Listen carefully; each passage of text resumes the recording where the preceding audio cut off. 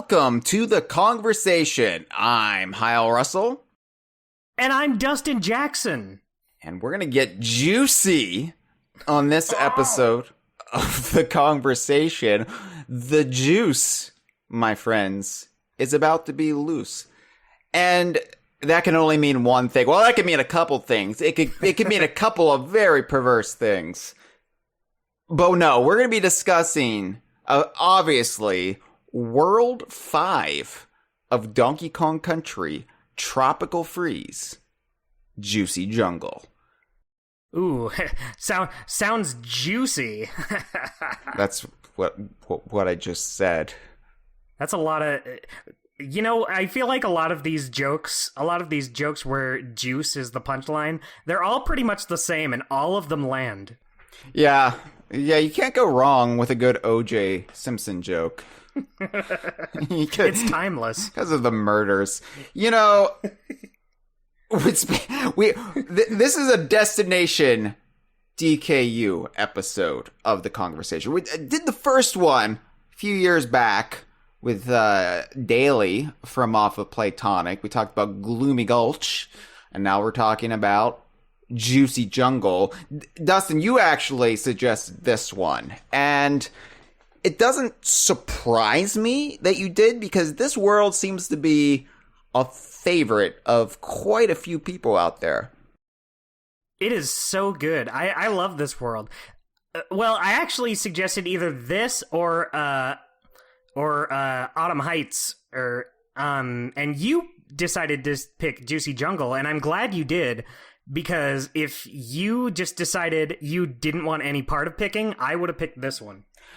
Well, also, because for the both of us in the Northern Hemisphere, it's not autumn. So I thought it a bit weird and untimely to do Autumn Heights if we're going to do a Destination DKU about Autumn Heights, perchance we do it in early October. I guess I can see your logic there on account of the autumn. Yeah. If we were, in Australia or New Zealand or somewhere in South America or like lower half of Africa, then sure, we could do Autumn Heights now. But even then, like, how does it work culturally? Or like pumpkins in vogue? Like, do people like, look at my pumpkin? It's May. They're all the rage. I don't know. Like, I have friends in the Southern Hemisphere, but I've never really asked them what's the deal in the pumpkin situation come May. We just never came up in conversation.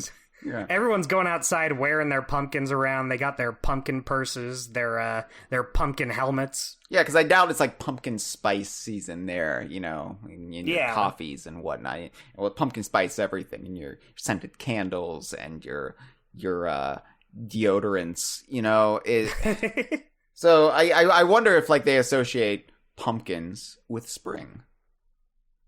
Because the world is so beautiful. Yeah, I mean, I don't know. I don't know how things work. So I'm going to take this staggering ignorance and I'm going to apply it back to Donkey Kong, which I'm really excited about. But if you want to hear more of me being ignorant, be sure to subscribe to us on Twitch. This is the part of the podcast where we plug things. DK Vine is on Twitch, and boy oh boy do we have some entertainment lined up for you. We've got DK Vine Done Slow, which is most Wednesdays at 1:30 p.m. Eastern, 10:30 a.m. Pacific, 6:30 p.m. BST, and it's me playing DKU games excruciatingly slow. Just irritatingly, obnoxiously pulling out your body hair slow. But that's my style. That's my brand. And so, you can't teach an old dog new tricks, as they say. It's excruciating for anyone who's not you. It's great. It's excruciating for me too, especially. So I'm playing Banjo-Kazooie right now, right? And I'm playing the NSO Plus expansion pack N64 version of Banjo-Kazooie. And I'm doing it with my Nintendo 64 controller that Nintendo made for the Switch.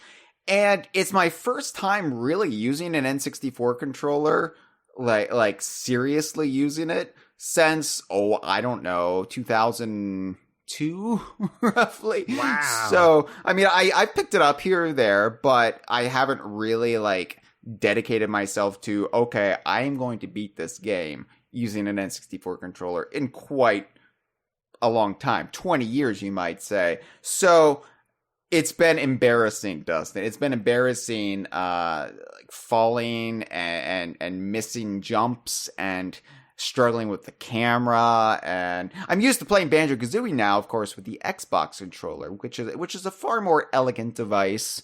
You know, it's probably my favorite controller of all time. I like the GameCube controller, but the Xbox controller is just the beautiful standard that we all live with now. And oh, wow, the N64 controller, I have come to learn, is not your friend. It's actually it's actually an ugly piece of evolution. It's like, you know, when humans were still kind of like not human, we were like, you know, we had the Cro-Magnums, you know, what are they called? You know, the ugly ones.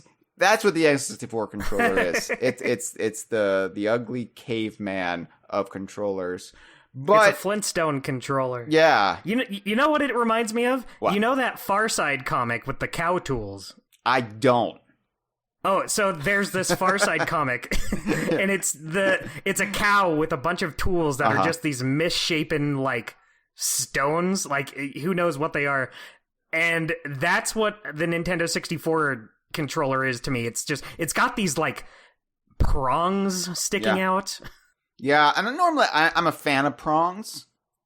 You know, prongs have rarely... You're always talking about them. They've rarely steered me wrong in life, prongs. But yeah, the N64 controller, and I hold it wrong. I've talked about this before on the Kongversation. I hold the N64 controller wrong. And the reason I hold it wrong is because the Virtual Boy controller taught me to hold the outer prongs, because it was a two-pronged controller.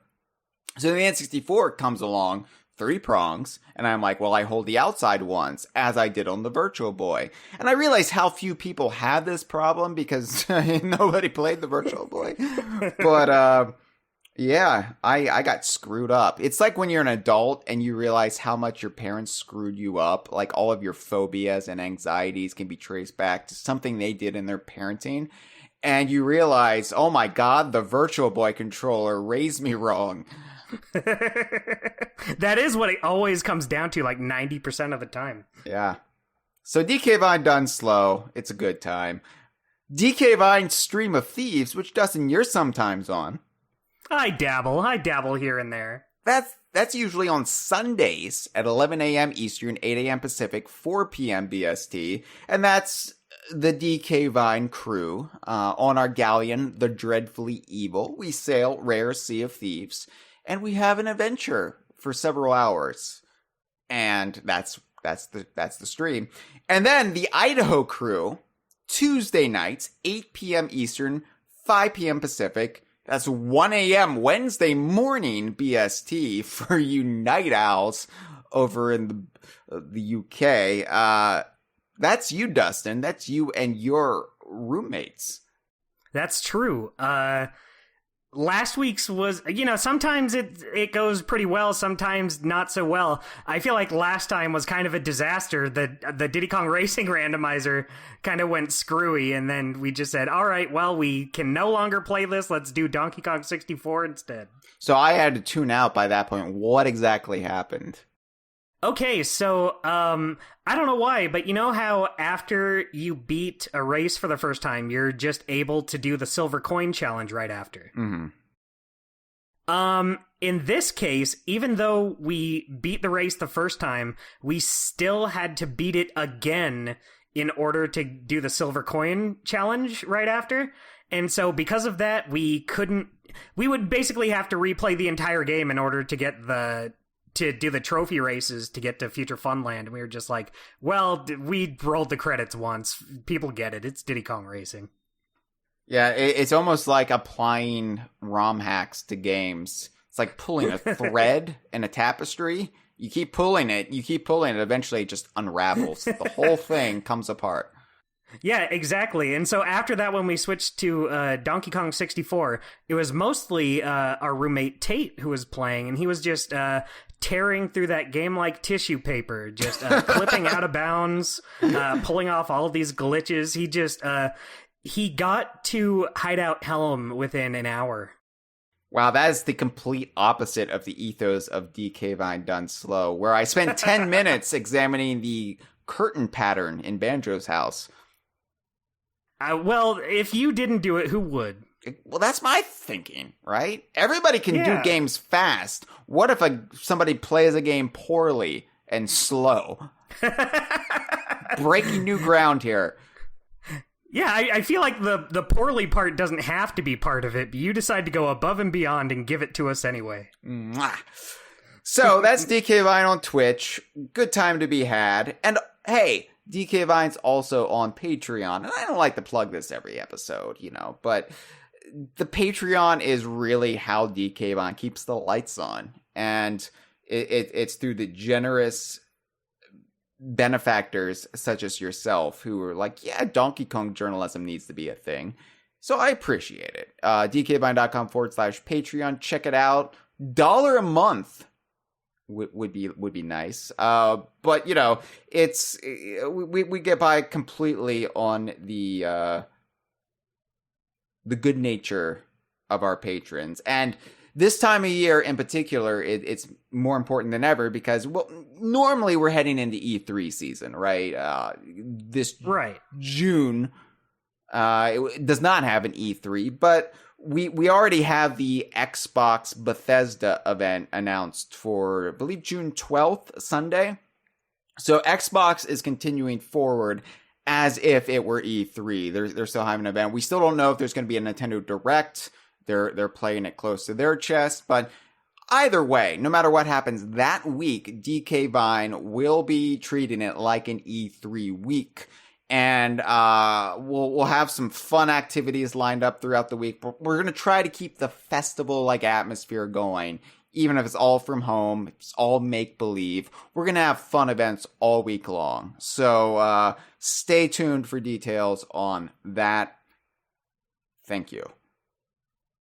You're welcome.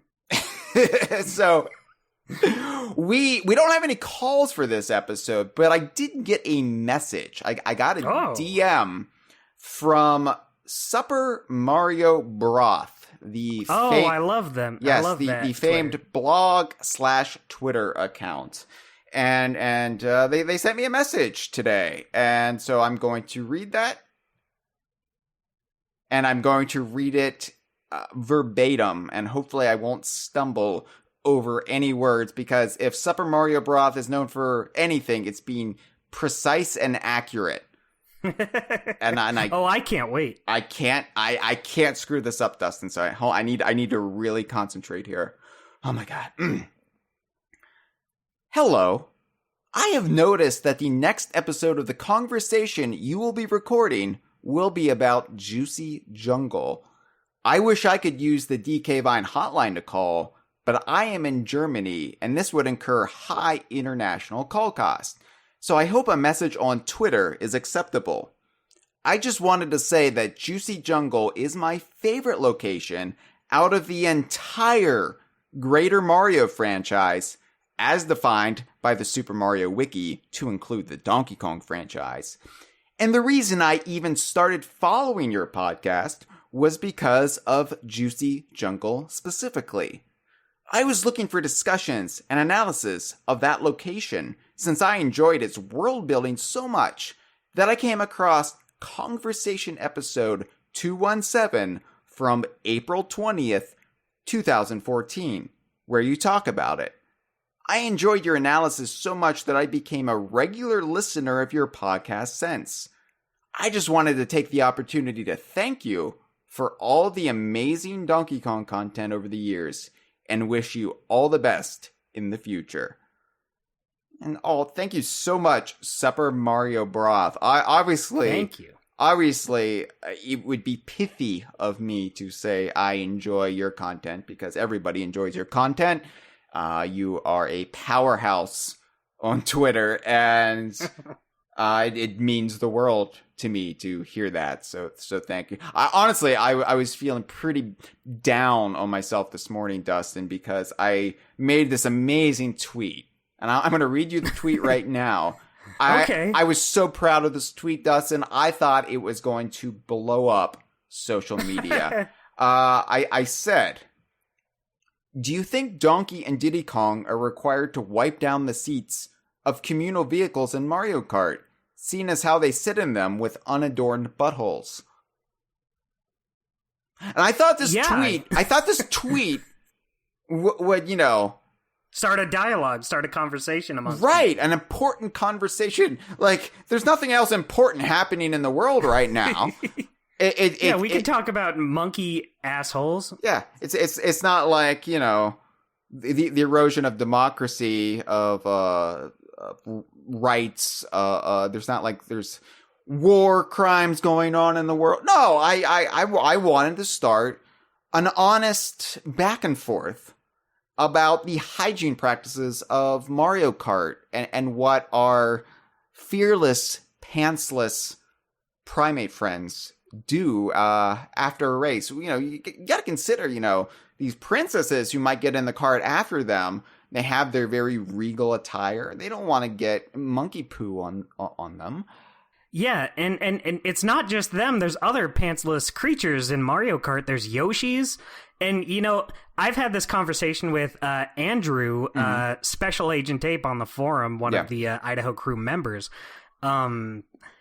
We discussed if Yoshis take big shits or not. Yeah. Because in Paper Mario The 1,000-Year Door, the little baby Yoshi you get is wearing a diaper. If Yoshis did not make big doo-doo feces diarrhea, then why would he need that diaper? So this is a dialogue worth having, and people just aren't giving it the time of day. No, it's very intellectually stimulating. And so I made the tweet, and I pieced out for a while, went about my morning, checked back, expecting, it to be at least, in the 5Ks, right?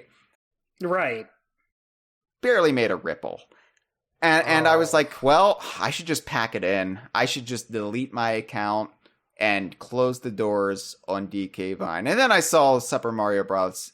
DM, and I was like, okay, that gives me the strength I need to continue. So thank you, Broth. Thank you so much. And Hyle, I have a surprise for you. Oh, yes? I just liked and retweeted the tweet, so you can expect that to blow up within the next few seconds. I appreciate that. You are the cultural tastemaker on the internet, Dustin. Oh, what can I say? So, anyway, DK Vine staffers Cameron and Gibbon are discussing this fine matter in the live stream right now, by the way.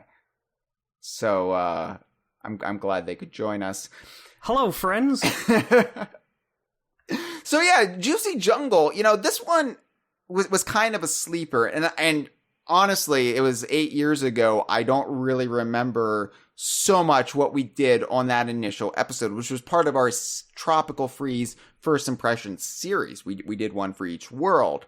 And, when I first played Donkey Kong Country Tropical Freeze, Juicy Jungle, I found it fascinating. I found it interesting, but I have to be honest with you, Dustin. I think I gravitated more towards Lost Mangroves, Autumn Heights, Bright Savannah. It's Bright Savannah, right? It's not... Dawn Savannah is the Jungle Beat level, and I confused them. And also, they use different spelling. I think Jungle Beat uses the more technically preferred spelling of Savannah, where Retro used, Savannah, Georgia, that kind of spell. So, I don't know the actual, linguistics behind that, but I often confuse them, and it's like fungi forest versus fungus forest. I'm like, wait, which one used which? Which one was These are some real linguistic gymnastics. Yes. So anyway, those three worlds, along with Frozen Donkey Kong Island, I think were more interesting to me, and that's just because I always wanted a like African savanna world in Donkey Kong. I for several years at that point had wanted a mangroves like archetype biome in Donkey Kong. And Autumn Heights, of course, just felt like a grand return to the aesthetic of Donkey Kong Country 3, the primary kind of temperate forest / like Germanic alpine vibe that I loved so much with DKC3. So those worlds really like did a number on me.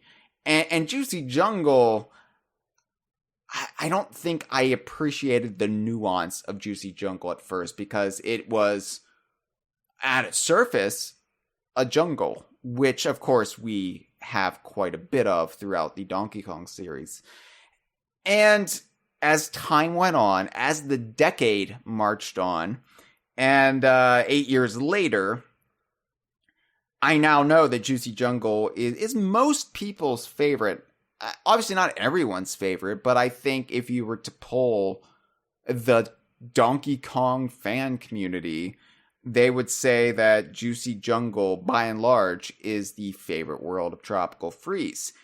And I definitely get it now. I don't know if it's my favorite world in Tropical Freeze, but I think it's laid out in such a way that it tells the most concise story. There's some excellent visual storytelling going on in Juicy Jungle, and I think it speaks the highest to Retro's ability to communicate things through background visuals, through details, and also the way the stages build on each other. It's almost wholly unique, I think, in the Donkey Kong series, and I can't think of many other platformers that do the same thing that Juicy Jungle does. Yeah, I can't really think of any either. I was sitting here pondering. I can't think of any other world. Maybe there is, and it's just not coming to mind, but a world that starts in one place and you just see the progress as you go along. Yeah. I don't know if I would say it's my number one favorite, just because Autumn Heights is just so good. Yeah. I think if it came right down to it, if I was being held at gunpoint with a blindfold over my eyes and I had to sniff out which stage to give my vote to, I would probably pick Autumn Heights, but it's very close. Juicy Jungle, I think, is more unique because, like, I wouldn't have thought to do like, all right, well, let's take a jungle, but also make it a factory and have giant fruit and jelly everywhere. Yeah, yeah, and like when I'm ranking Tropical Freeze worlds in my head, I think Autumn Heights probably, when it comes down to it, might be my favorite.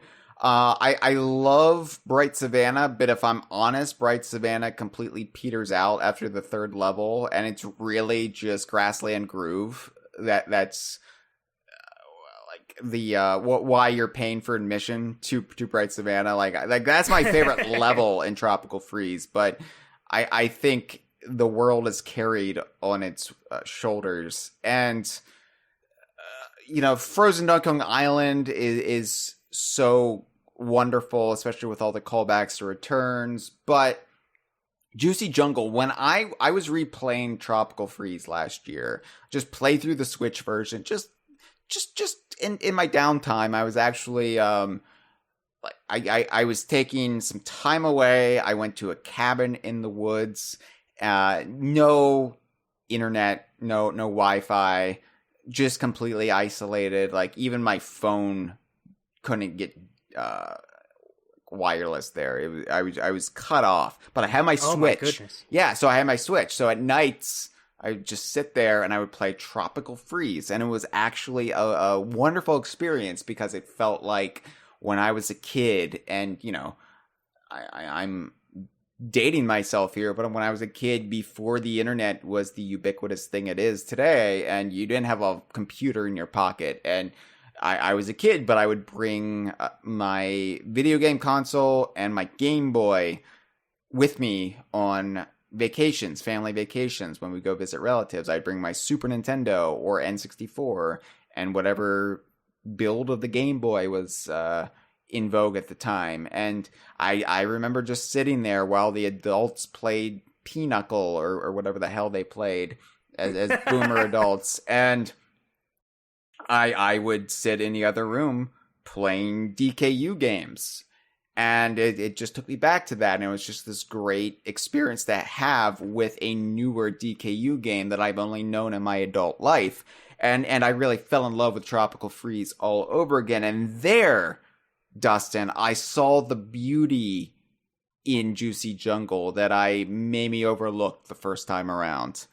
And, I'm glad. Yeah, and I still wouldn't say it's my favorite world, but I would say it's the most interesting world, and I think it's retro operating at the peak of their abilities, because they do tell a story, they do communicate so much through it, and Juicy Jungle may be the world in the entire retro Donkey Kong Country duology that has the most lore. I was going to say baked into it, but I guess marinated into it. What do you do Slathered with juice? Slathered on like a nice sauce. Yes.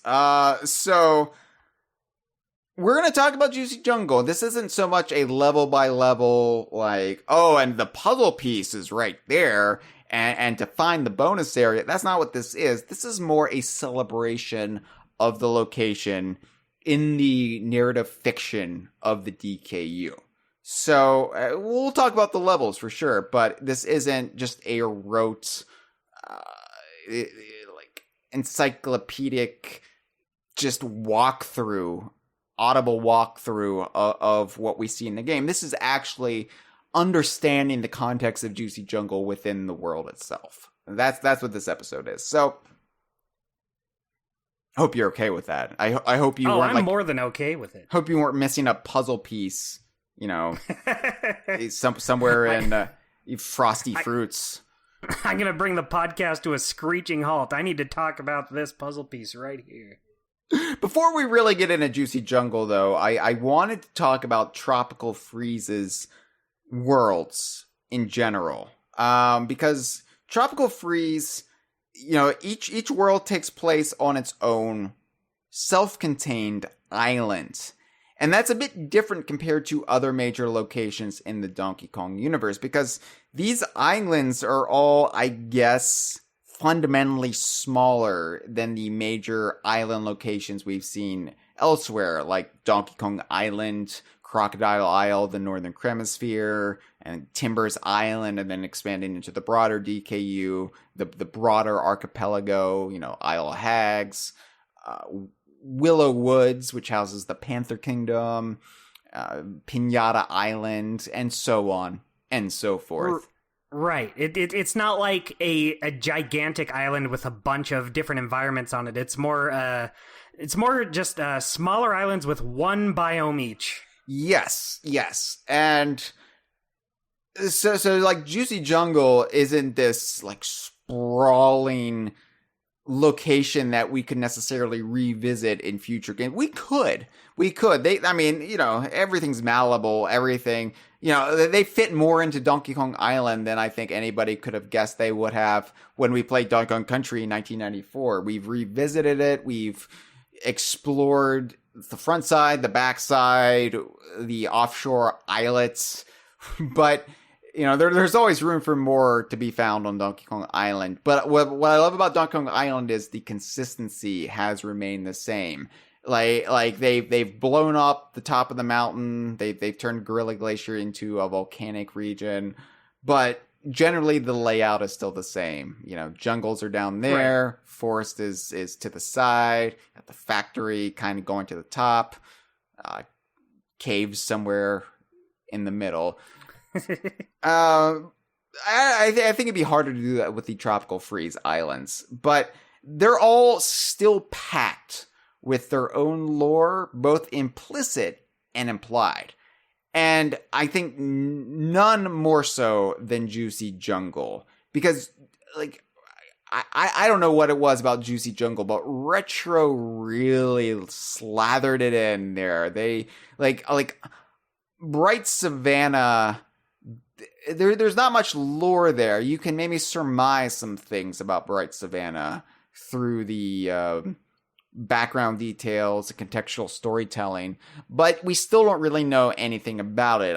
My guess is that, you know, maybe some Kongs live there, some monkeys. I don't know, but we really don't know what makes it tick. Autumn Heights, we've got some actually conflicting theories in the fandom about Autumn Heights.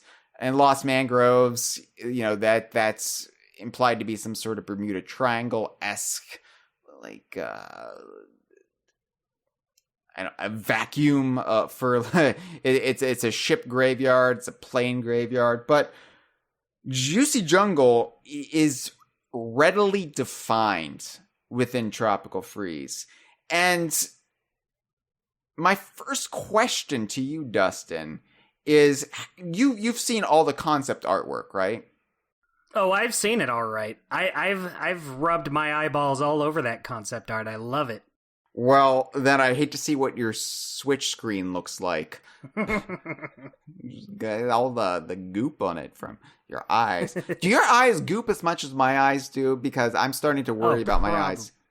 Probably more. Okay. I haven't seen my Switch in a few days. It might be under a big pile of goo in the other room. Yeah.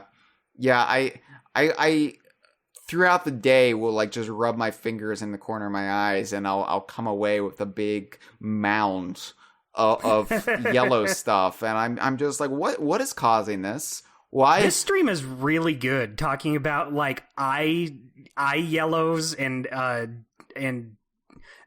buttholes on Mario Karts.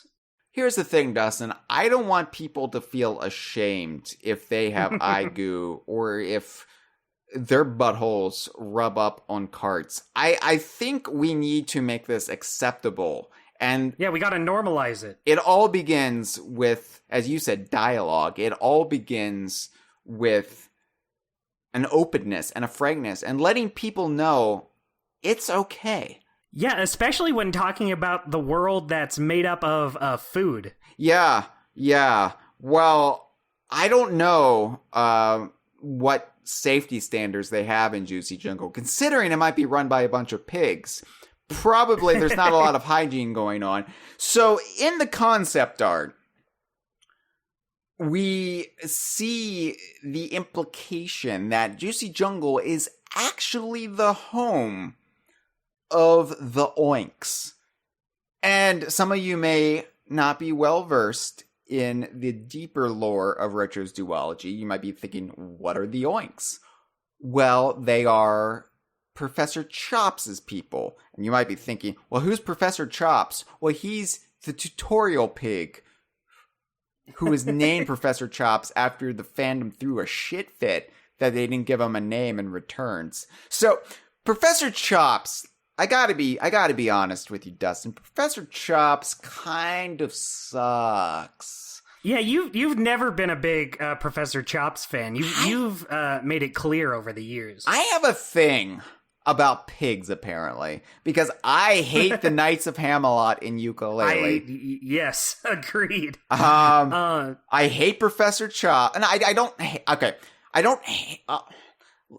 Small caveat, I have grown to accept Professor Chops. I don't hate him, but boy, was that a journey.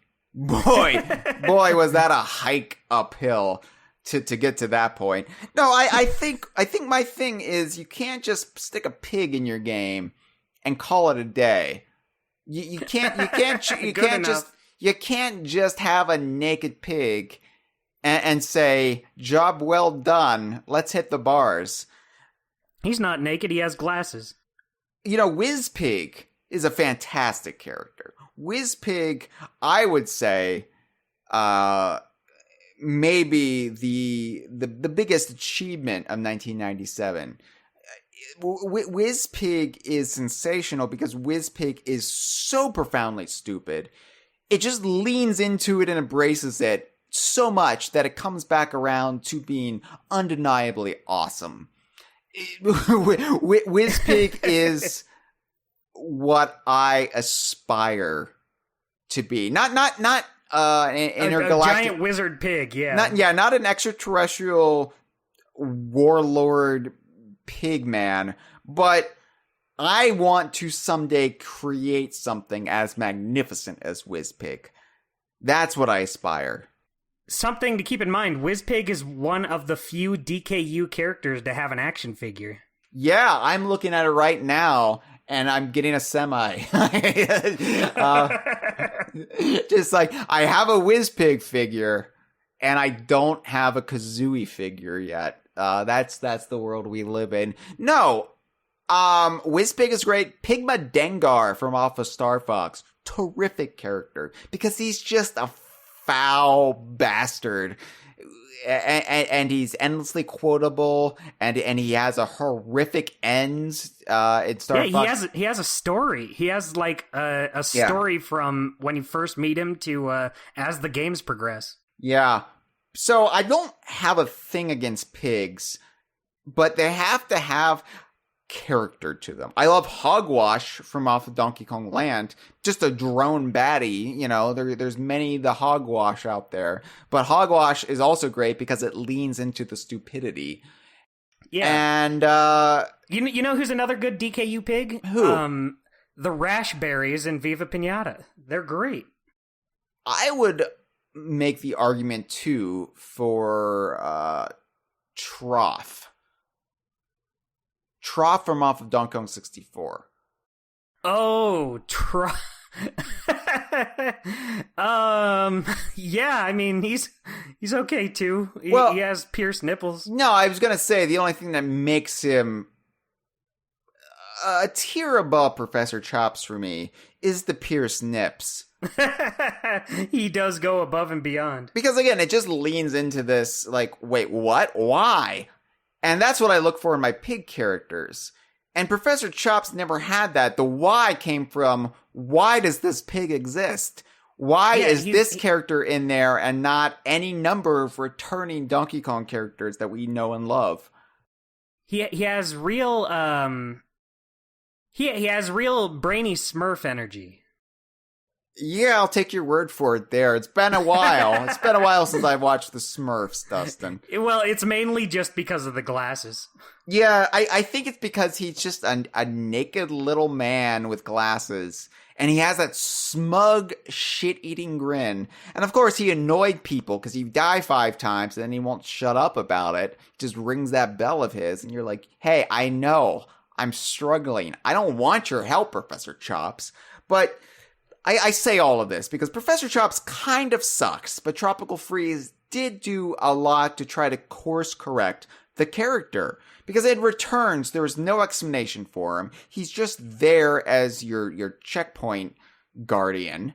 And he, he kind of taught you the ropes. He showed you the button controllers. He would pop out from the bushes and be like, you do this. And I think because of his association with the Super Kong character and Super Diddy, I fan-wanked that he is a Donkey Kong fanboy. He is like this insert character to represent Donkey Kong fandom, and so he has come to Donkey Kong Island. I didn't say he came to Donkey Kong Island. I just thought he lived there in 2010. But I thought that maybe he decided to set out to help Donkey Kong because he loves Donkey Kong. Donkey Kong is his role model. Donkey Kong and Diddy. He's a Kong super fan and he wants to help. And maybe like Super Kong, and Super Diddy, maybe they are Kong cosplayers that Professor Chops befriended, Yeah. And so that's very true, because what other reason does he have to help you? He's like the character you see the most other than Donkey and Diddy in these games, since he's in every stage multiple times. Yeah. And I do like the idea that he just does it out of sheer admiration. He just likes you that much. He's like, I'm with you 100% of the way, buddy. It's the only thing that really made him palatable to me in Returns, because, yeah, again, there's no explanation for why he's there. He's not even given a name, for log's sake. It's called Tutorial Pig. We gave him the fandom name Checkpoint because we couldn't abide the fact that he didn't have a name. And thankfully, whatever Retro Studios spies lurked on the DK Vine forum from 2010 to roughly 2013. That was one of the course corrections they made with Tropical Freeze. They were like, all right, let's give him a name, because these Donkey Kong fans, these real life Donkey Kong fans who were making fun of with the Tutorial Pig, well, they're having a shit fit about Tutorial Pig. So we're going to call him Professor Chops, which, let's be honest, is not as great as a name as Checkpoint, but I understand why they couldn't use the fanon name. Because then we could, hire, in their worst case scenario, we would hire some sort of strip mall lawyer and come after them, and we wouldn't have a case because we're a fan site, but they're very mindful of that kind of stuff. So I understand why they couldn't go with Checkpoint, even though it is vastly superior as a name. Anyway, I say all of this, Dustin. I'm going on a Professor Chops rant because the concept art for Tropical Freeze, for Juicy Jungle, couple different pieces of artwork show that it is the Oinks. And by the way, the Oinks are the other pigs that appear with Professor Chops at times.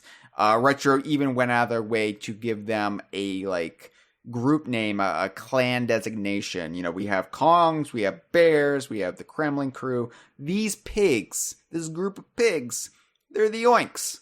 They're the Oinks. So it seems like the Oinks run Juicy Jungle based on the concept art, if not the actual execution in game. And that raises the question, when can concept art be considered soft canon, and when can we not weigh it at all towards deciding what is and is not the actual lore of the game?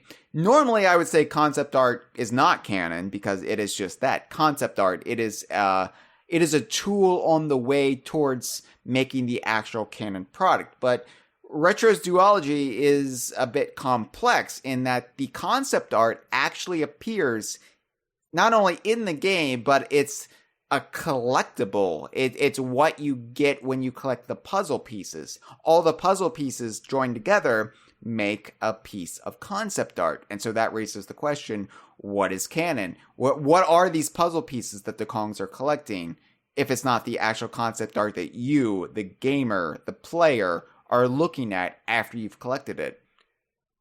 Philosophical heaviness, I know. Yeah, it's interesting, especially with this specific piece of concept art that you've shared here, because I don't think this is like an actual... This isn't like one of the levels in Juicy Jungle. There's no level in Juicy Jungle that looks like this. So it's really hard to say, but there's also nothing in particular in the game that like counteracts this other than, you don't have towns full of oinks, but you can just say, you could fan wank it as saying like, once the Snowmads came in, that's why the oinks aren't here right now. They're all kind of scattered about helping you. So it's hard. It's kind of a hard call to make in an area like this, but I do like the idea that even if you don't necessarily see a scene just like this in any of these stages, I think we could still make the call that this is where the oinks come from. Yeah, I think that the oinks... It just makes sense. Because somebody has to be running Juicy Jungle. Like, it's mostly automated from what we see in the actual levels. There's another piece of concept art that shows the oinks pulling the levers and like kind of like a mousetrap looking like apparatus in the factory. And so like even though the oinks aren't actually needed in the animations for the level, there's got to be some sort of brain power behind it all. And you're right, like this one piece of concept art that shows like Donkey and Dixie in this almost like housing development for the oinks in Juicy Jungle. You got, them talking to each other. You've got, I think, what's supposed to be Professor Chops there. You've got another oink peeking out the window. And it's got this very like Greek Isles kind of architecture to it. That's sort of apparent in the final product, but they kind of scaled it back a little bit. But yeah, one thing I noticed when playing it, I did notice that the architecture is similar to this, and one thought I had in mind was, what if all their little villages just got destroyed, because they all are very broken up. Just you have the wildlife just overtaking it all in these stages. What if this is where the oinks used to live, but then nature kind of reclaimed it?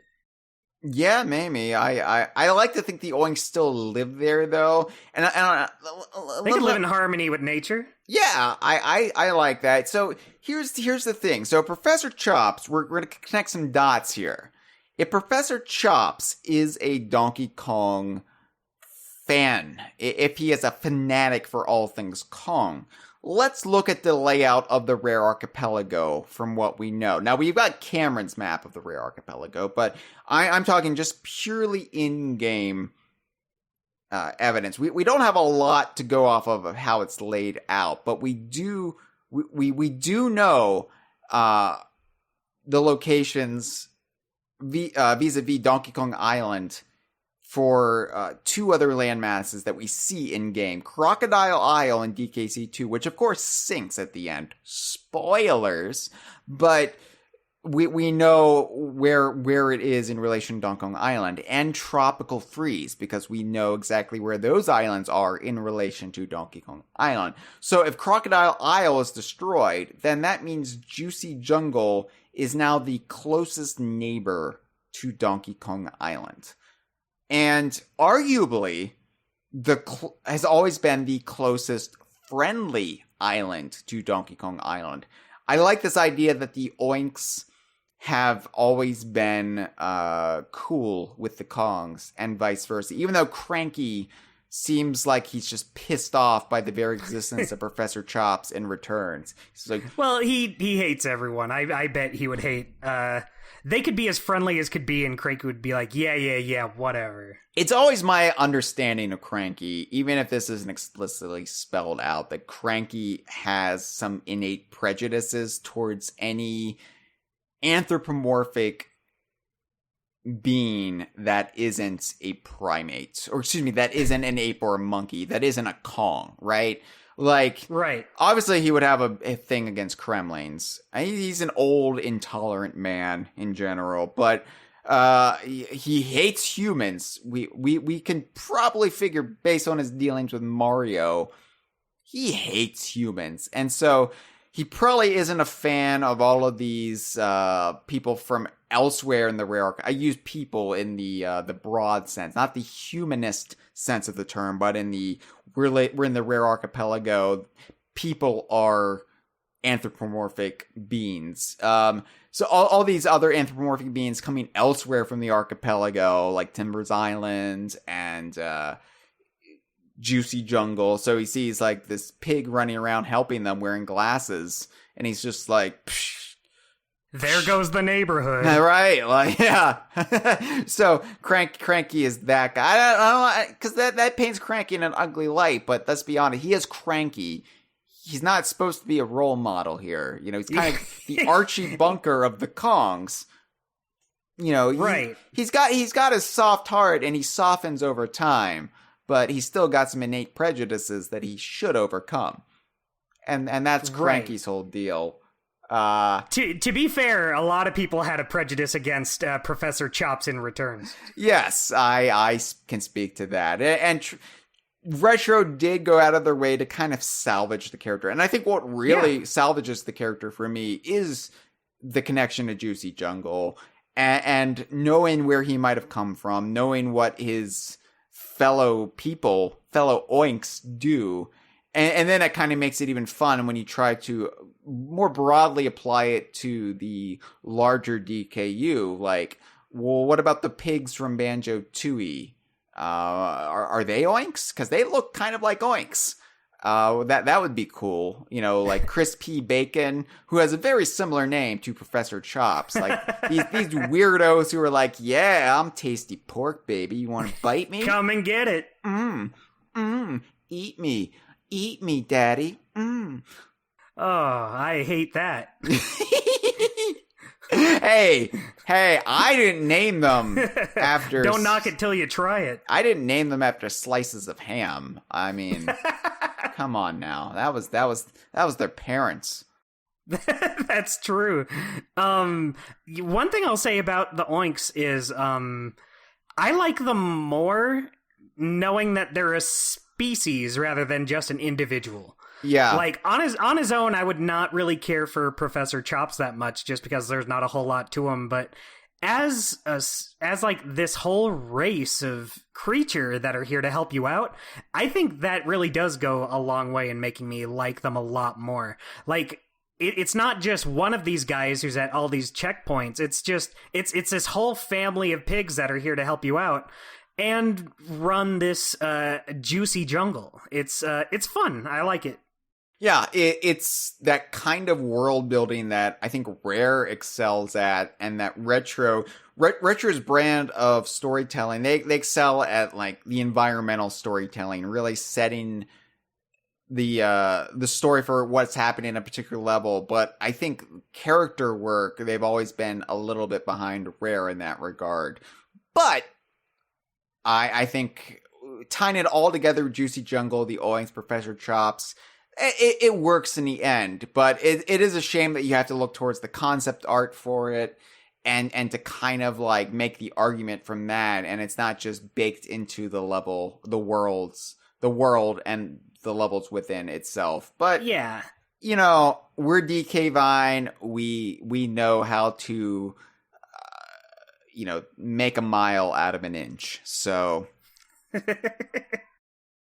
what I really appreciate about Juicy Jungle, from a broader sort of archetypal kind of, honestly, like a philosophy standpoint for the Donkey Kong series, is that there's always been the eco-friendly message, the environmental message in Donkey Kong. It hasn't exactly been subtle, and Shane Marchus and I did the big Earth Day episode a few years back where we went into everything.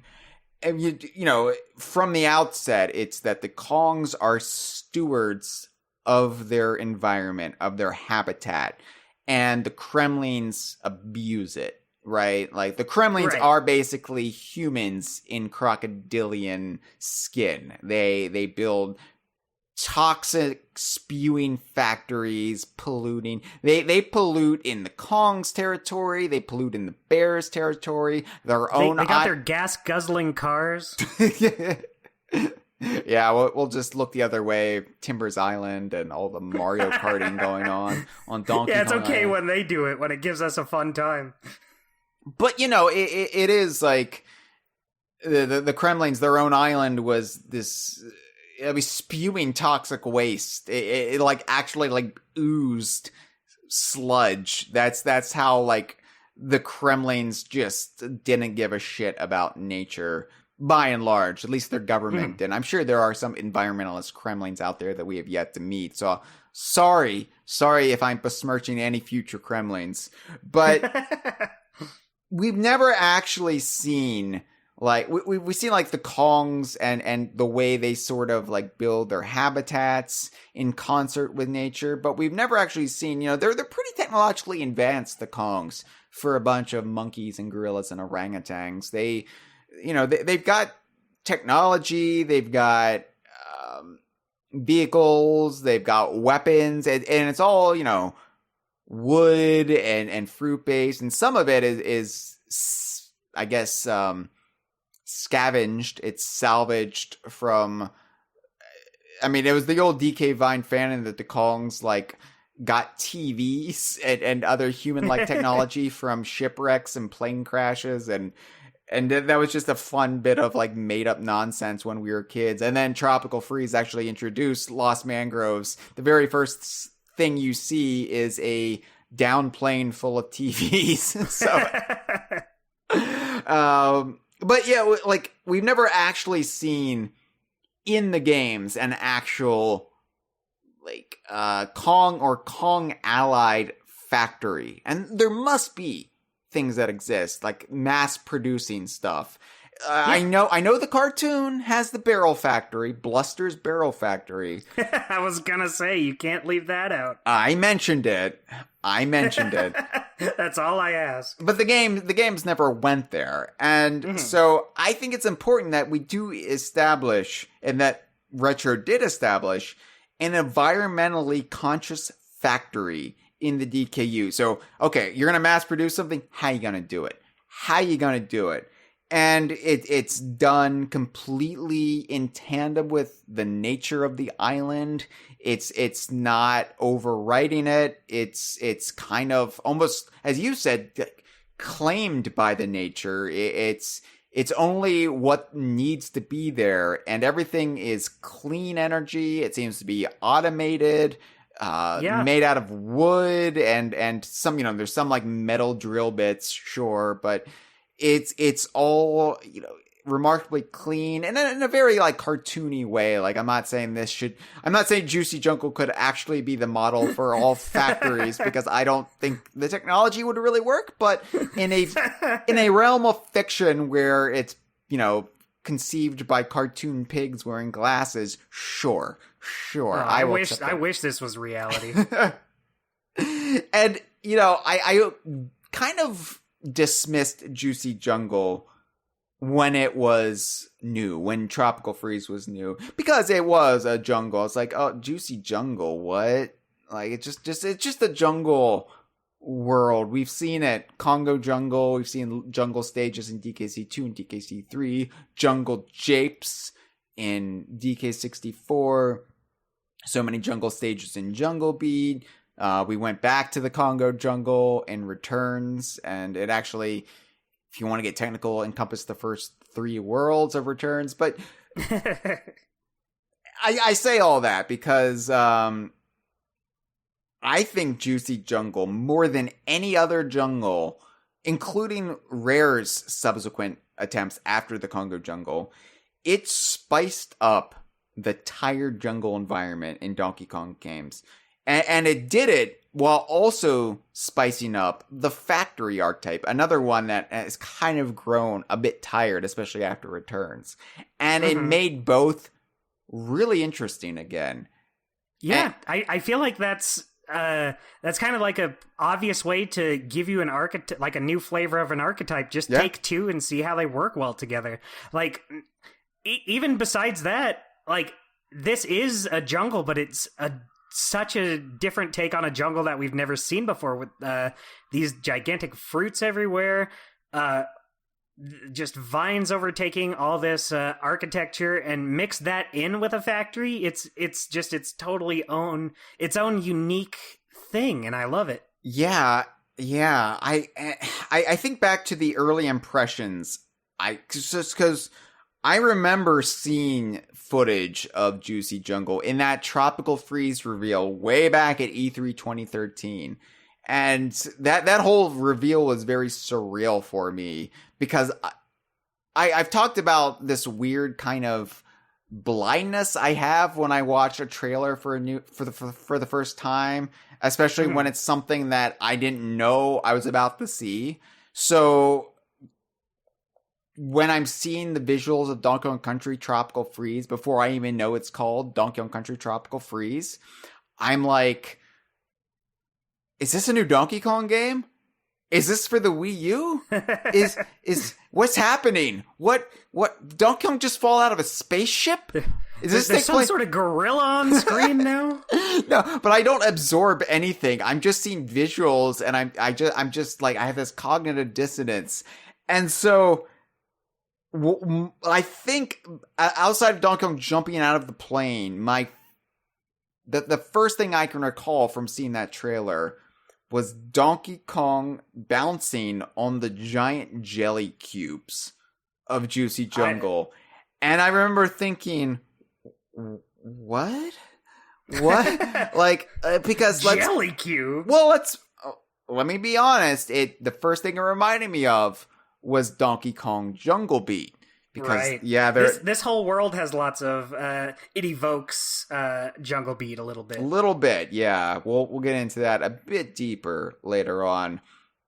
But, I mentioned the almost Greek architecture in the concept art. And while they severely, scaled that back, they toned it down a little bit to not make it as obvious in the actual game. I think it still kind of came through seeing that footage in that trailer, and I was thinking, it looks Greek. What? They're in a Greek town? What? It also kind of looks like a little bit of the stonework scene in maybe some of the Caribbean, if not the actual architecture, just kind of like the colors of it. It reminds me of a Caribbean town a little bit. I went to the Dominican Republic on my honeymoon, and I, went out into the villages, and it kind of looks like Juicy Jungle a little bit. Getting some strong Juicy Jungle vibes from this. That's what I said. No, but nobody understood what I meant. They were like, "What? What are you talking?" They also didn't speak English, so where are all the pigs? You're screaming for pigs. So I was kind of befuddled by what I saw, intrigued but befuddled. And then seeing Dixie Kong kind of made everything better because at first I was like, wait, no Kremlings, and it looks like Jungle Beat. Ooh, and then Dixie showed up, and then I learned David Wise was doing the music, and I was like, whatever. I'm cool. This looks awesome. That's all you need. So yeah, Juicy Jungle was definitely a slow burner for me. It's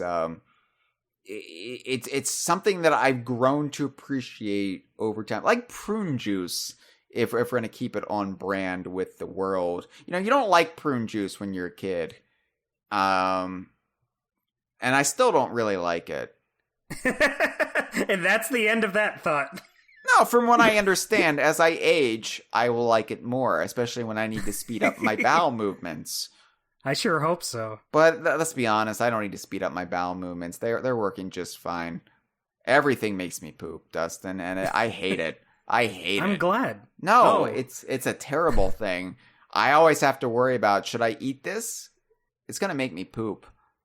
Someday you're going to be on a reality show, and the challenge will be who can poop first, and then you're going to come up and be like, don't worry, guys, it's my time to shine. That's my daydream. Every day you have this fantasy.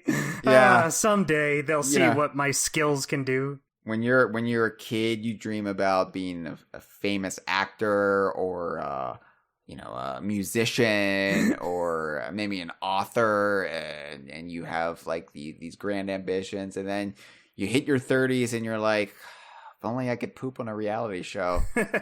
I wish I could poop on command. Yeah. I mean, I'll be known as that guy who poops and also runs a Donkey Kong website. Right. It's on my business card, actually. So, anyway, I love Juicy Jungle. You love Juicy Jungle. The people, from what I understand, love Juicy Jungle. And I think what we need to do now is get deeper into the jungle, and we need to discuss the native wildlife of Juicy Jungle. Here's what's interesting about Donkey Kong Country Tropical Freeze. The non-Snowmad baddies in the game they all seem to actually be native creatures of the various islands that you're visiting. And the ones that attack you, it seems like the snowmads have kind of abducted and maybe like trained or corrupted in some way. They're not doing the whole brainwashing thing that the Tiki Tak tribe did in Returns. There seems to be some sort of like selective, regimented sort of, we're bringing you into our ranks now, creature. but You're not now one of us. But not all of them, because this is actually illustrated. This is what Retro really does well. Retro doesn't go deep into the lore, but they leave a lot of breadcrumbs for you in the background of levels. And I remember in Lost Mangroves, the turtles that are enemies. Actually, I think a bit better example is the dodo birds that are enemies. You can see some of them, I think, in the background. They're not adorned with the like flotation devices that the snowmad baddies are. They're just like wildlife. Maybe it's the turtles too. Maybe it's the turtles too. But you see them and they're not attacking you. They're just milling about. They're grazing. They're going about their day. The snowmads have not taken them in. And so all of the non-snowmad baddies in Tropical Freeze, they also have very stupid names. and this is something that Jeff Onan of DK Vine rants about quite a bit whenever the topic of Tropical Freeze comes up. And so I associate it with him. I associate names like Monocle Monica with Jeff because Jeff hates Monocle Monica. I guess I can see, is it because the name Monica kind of implies like a name for a specific one rather than like a species of creature. I can see that. It's not like, oh, you got zingers, right? Mm-hmm. Zinger, it's perfectly illustrated. Zingers are the species, and then you have Queen Bee, King Zing, or Neckies, but then you have Crow, or Master Necky, which is a poor example because that's a shit name, but it's that sort of thing. Monocle Monica for a dragonfly, like, ooh. Yeah. So are they just all named Monica then? Well, my theory on that is that they are just dragonflies. They might have a specific species name, but when the snowmads bring them into their ranks, the snowmads are giving them the stupid name. And they're just like, all right, fine. So there's I think 5 major wildlife species of Juicy Jungle. I might be forgetting some, but as far as like those unique to Juicy Jungle that aren't snowmads, that aren't part of the invading snowmad forest, I think they're just native wildlife that live in Juicy Jungle, and the snowmads have kind of turned some of them, or some of them might just be naturally hostile. But you've got, and I'm going to specify when I think the snowmads name them, and when I think it's actually their species name. Okay. You got Bouncilisk. That's a stupid snowmad name. Bouncilisk is a basilisk lizard. But it's called Bouncilisk because it carries a bouncy fruit, some sort of like berry, or I don't know what you would call this. It's an ill-defined fruit. It's a red thing. It looks kind of like a tomato, but it's gooier than a tomato. Yeah, I can't really place what kind of fruit. It kind of reminds me of like a mix between like a mango and a strawberry or something. Yeah, I think it's just a made-up fruit. I have to be honest. Like that. I really like that Tropical Freeze has some made-up fruit in it like this, but also the I forget what they're called, but like the big water berries in back in Bright Savannah that you could throw. I think that's really cool. Yeah. I think was scorch berries. No, that's ukulele. Yeah. Yeah, I'm fine with that. Normally, I like things staying within the realm of our world because that's something that the Donkey Kong series really does well. It's a celebration of our own nature on planet Earth. But I'm fine with stuff like fruit and insects because there are so many like unknown variants of insects out there that sure make them up. Yeah. Fruit. Yeah. There's more fruit than people realize. We're used to the fruit, in our backyard. Like, as Americans, it's like, oh, fruit. You mean apples, right? Apples and grapes, bananas. Yeah. Well, those are imported, but everybody knows the standard, the ones that ship well, but. Yeah. You just travel a little bit and you'll be exposed to all sorts of weird exotic fruit and you're like, what is that? Can I eat that? Oh my God. Can I bounce on this? Right. Can a lizard hold it? Oh, please God, tell me a lizard can hold this fruit. So I think,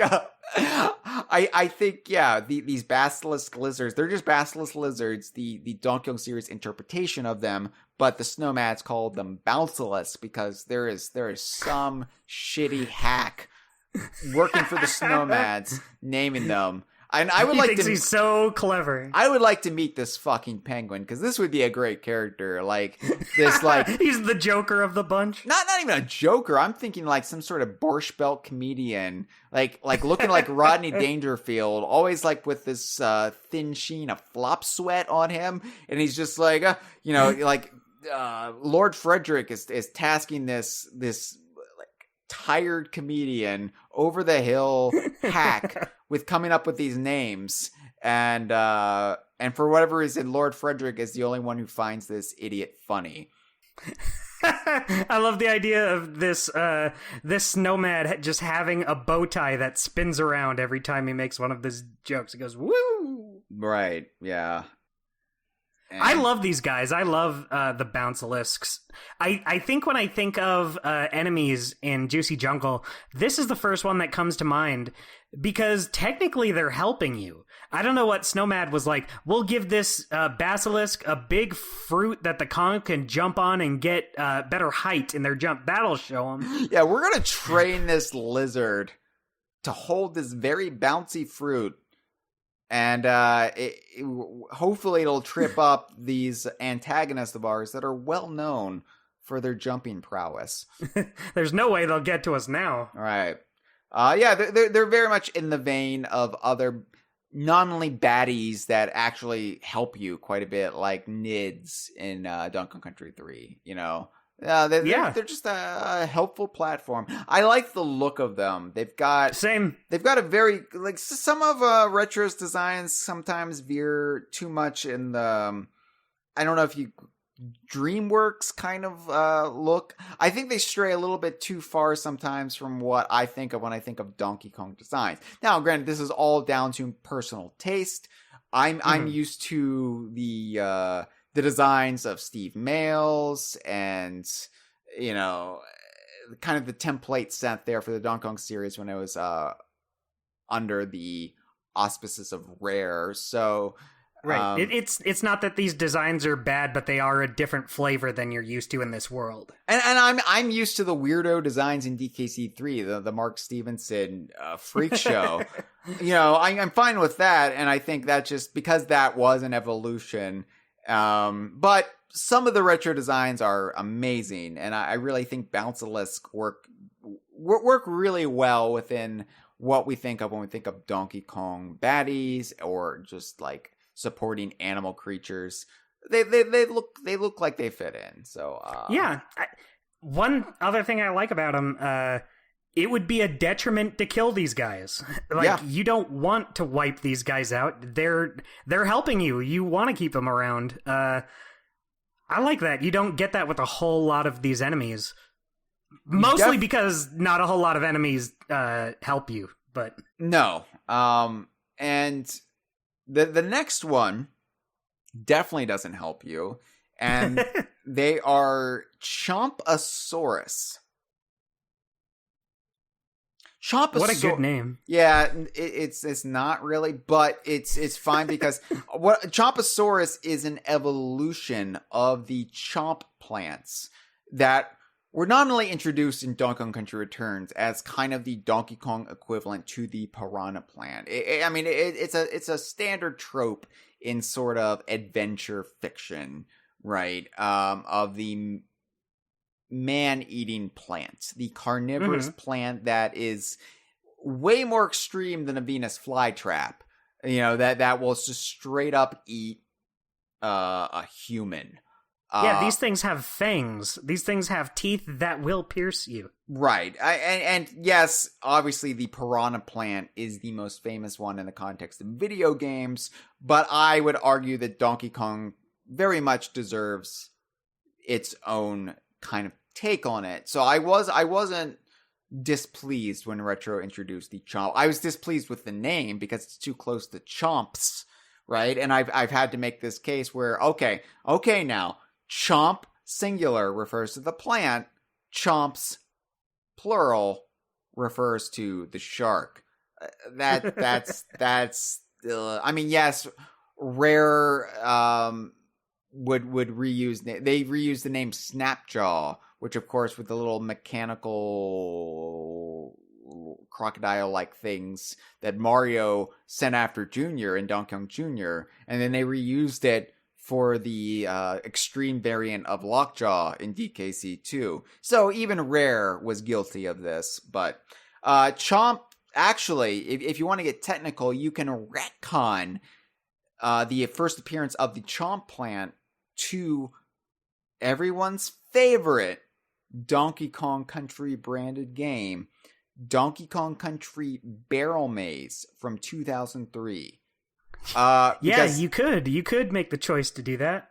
There are carnivorous plants that appear in Donkey Kong Country Barrel Maze, and lo and behold, they look remarkably similar to the Chomp plants. So much so that I will actually die. I would be willing to sacrifice my own life before I would relent and say that no, the plant species in Donkey Kong Country Barrel Maze are not Chomp plants. I feel that passionate about it, Dustin, and I would hope everyone listening would feel the same. Well, Hyle, I got good news for you. You're lucky because I don't think anyone is gonna argue that. I think most people would be like, "What is Donkey Kong Country Barrel Maze?" Awesome. Take my word for it. But Chomp plants usually appear like piranha plants. I mean, they're plants, right? So they don't come out of pipes or anything like that. They're just attached to the ground, or they're attached in tropical freeze. They come down from like the ceiling of caves or branches or whatever. So they come at you from all directions, and Juicy Jungle has quite a few Chomp plants. I would say Chomp plants are native to Donkey Kong Island, but of course they've spread around the Rare Archipelago, especially the areas around Donkey Kong Island. So it would make sense that Juicy Jungle would be lousy with the Chomp plants, being such a close neighbor to DK Island. But yeah, maybe... Oh, go ahead. Oh, I was just going to say, maybe Chomp plants being on this island, on Juicy Jungle, in an environment where growing produce and just having plant life that just grows so richly, maybe that contributed to them, like, growing bodies and being able to, like, actually move around. They kind of evolved in this environment. It's even possible that the Oinks actually took a cultivar of Chomp plant from Donkey Kong Island and planted them in Juicy Jungle. Because if you have this fruit factory, you don't want the insects to get to them. You want some insects, right? Right. But you don't want I don't know, locust. I don't know. Yeah. Okay. So you're saying they have the Chompasauruses to basically act as exterminators for pests. Let's say goats. You don't want the goats to come in and eat all your fruit. Maybe some goats, but not all goats. And you need a deterrent there. And, if you've blown all your budget on the mech suit that the snowmen steal, then maybe you just plant some chomp plants, and then you're like, well, they'll eat most of the goats and scare the other goats away. So show those goats who's boss. Sometimes you just need a sacrifice. You just gotta make of a few dozen goats. You gotta make an example of them. Right. So, yeah, but the Chomposaurus is an evolution of the chomp where it's actually, it doesn't need to be in soil. Or at least it doesn't need to be in soil full time. It's developed like vine limbs, and it can walk. So imagine a carnivorous plant that you have to run from because it will chase you down. And this sucks. That made me hate this. Imagine going outside, like you hear a rapping on your chamber door. You open it, and there's a Chomposaurus there who's just ready to just come in and eat you. Right, and you're having a big salad for lunch. You're like, oh boy, awkward. Right, and then it's gonna give you a complex, right? Because you're like, well, salad is just a delicious, tasty treat for my vegan ass. And I like the taste of the lettuce. I like the little carrot slices in there. Oh boy, I'm having a big salad. And then you think, but chomp plants are plants. What if a chomp plant got into the salad? What if I go to eat the salad and the salad eats me? Oh, no. Tales from the Crypt episode. Right?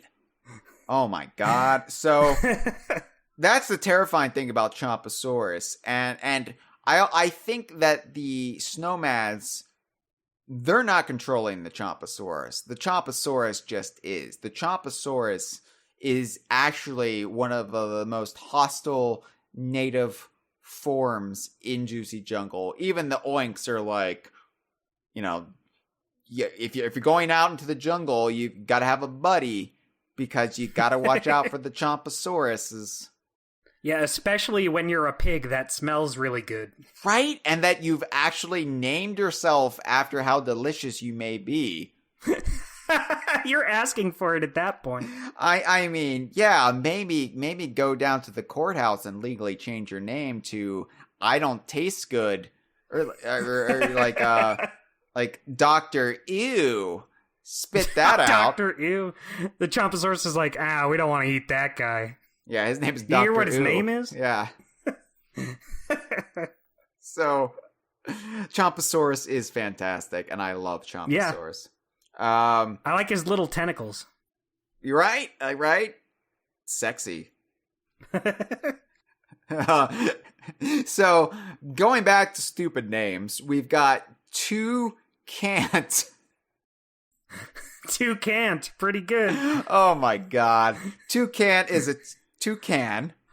Why is it named that? What is it that it can't do? Live? Oh, because it's a negative connotation. Toucan is you've heard of toucans. You're gonna hate this guy. Yeah, no. This is purely negative aspirations here. Toucan is a miserable looking toucan who's got like bags under his eyes. Like it just looks like he spent up all night on a bender. And toucans, they roll around on stinky fruit. Oh man, imagine living such a life. I don't even understand why this has to be a bird. I think right. I was thinking exactly that when looking at the artwork here of it. Like, what is to be gained from making this a toucan? Right. I think they just wanted a toucan, and this is the best place to put him. There's not much that Toucant does that justifies it being a toucan. It rolls around on stinky fruit. That's it. Yeah, that's about it. Look, Genesis does what two can't. Yeah. Look, what asshole can't roll around on stinky fruit? Yeah, I could do that if I wanted. I don't want to, but... I know. You could be a baddie in Juicy Jungle. It doesn't have to be a toucan. That's true. That would be great. An enemy in Tropical Freeze that's just the players. They're just the human players and like Donkey Kong branded T-shirts, and you have to jump on them and kill them. Right. If you hated yourself, it would be just the best thing ever to see your favorite characters murder you.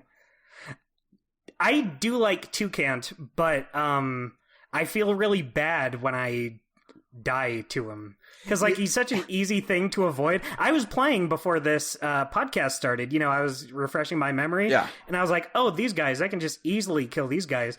I died on them so much. I was like, why can I just not fall on him? They're persistent. They are. I think it's because they have the large bills. And, I don't know, it just throws you off.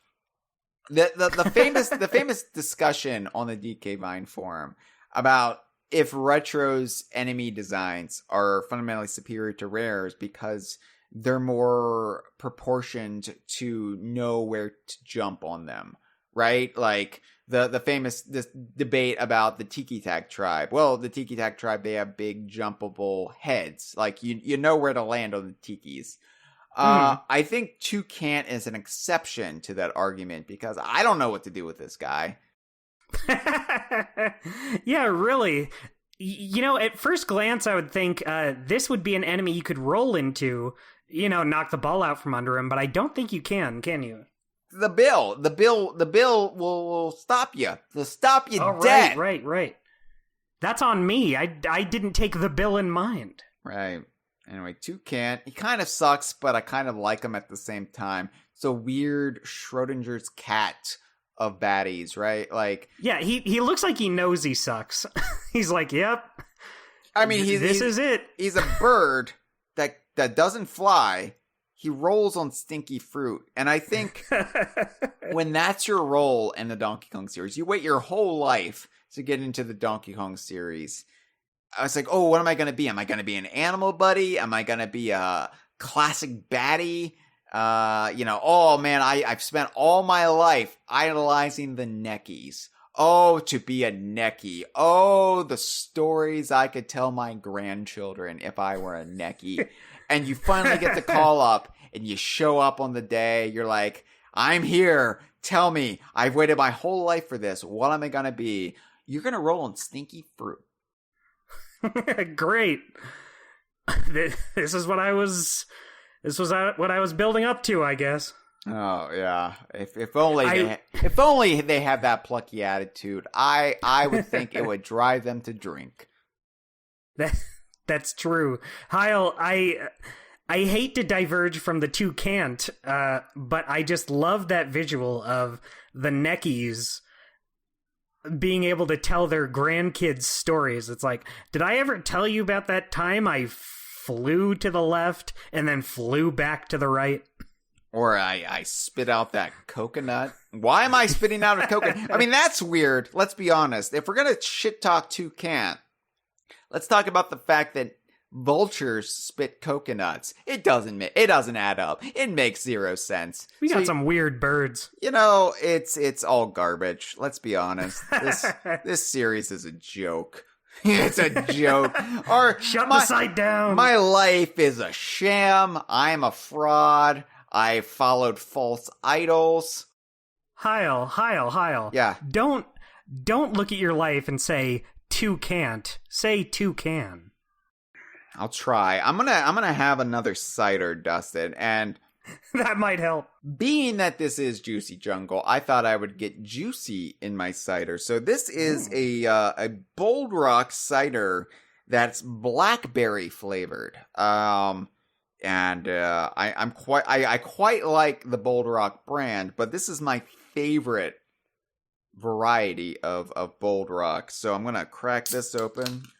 Ooh, let us know how it tastes. It tastes like blackberry and apples. Awesome. Hyle, I'm glad you got into the spirit with this. I'm also in the spirit of Juicy Jungle because I put on my best pair of sweatpants for the occasion. Oh. And guess what it says on the back? It says it's a jungle in here. And you're all invited. Yeah. So I talked about zingers, right? Zingers are my go-to for classic Donkey Kong baddies that aren't Kremlings that work on every level. This baddie does not work on every level because they're not zingers. That's the one area. If they were zingers, they would be perfect, but they're not. I don't know. I'm mixed on this. So Buzzies, not to be confused with Buzzes, the crocodilian chainsaw bee from DKC 3 and DKL3. DKL3 being Donkey Kong Land 3 for you children out there who have never played a Donkey Kong Land game.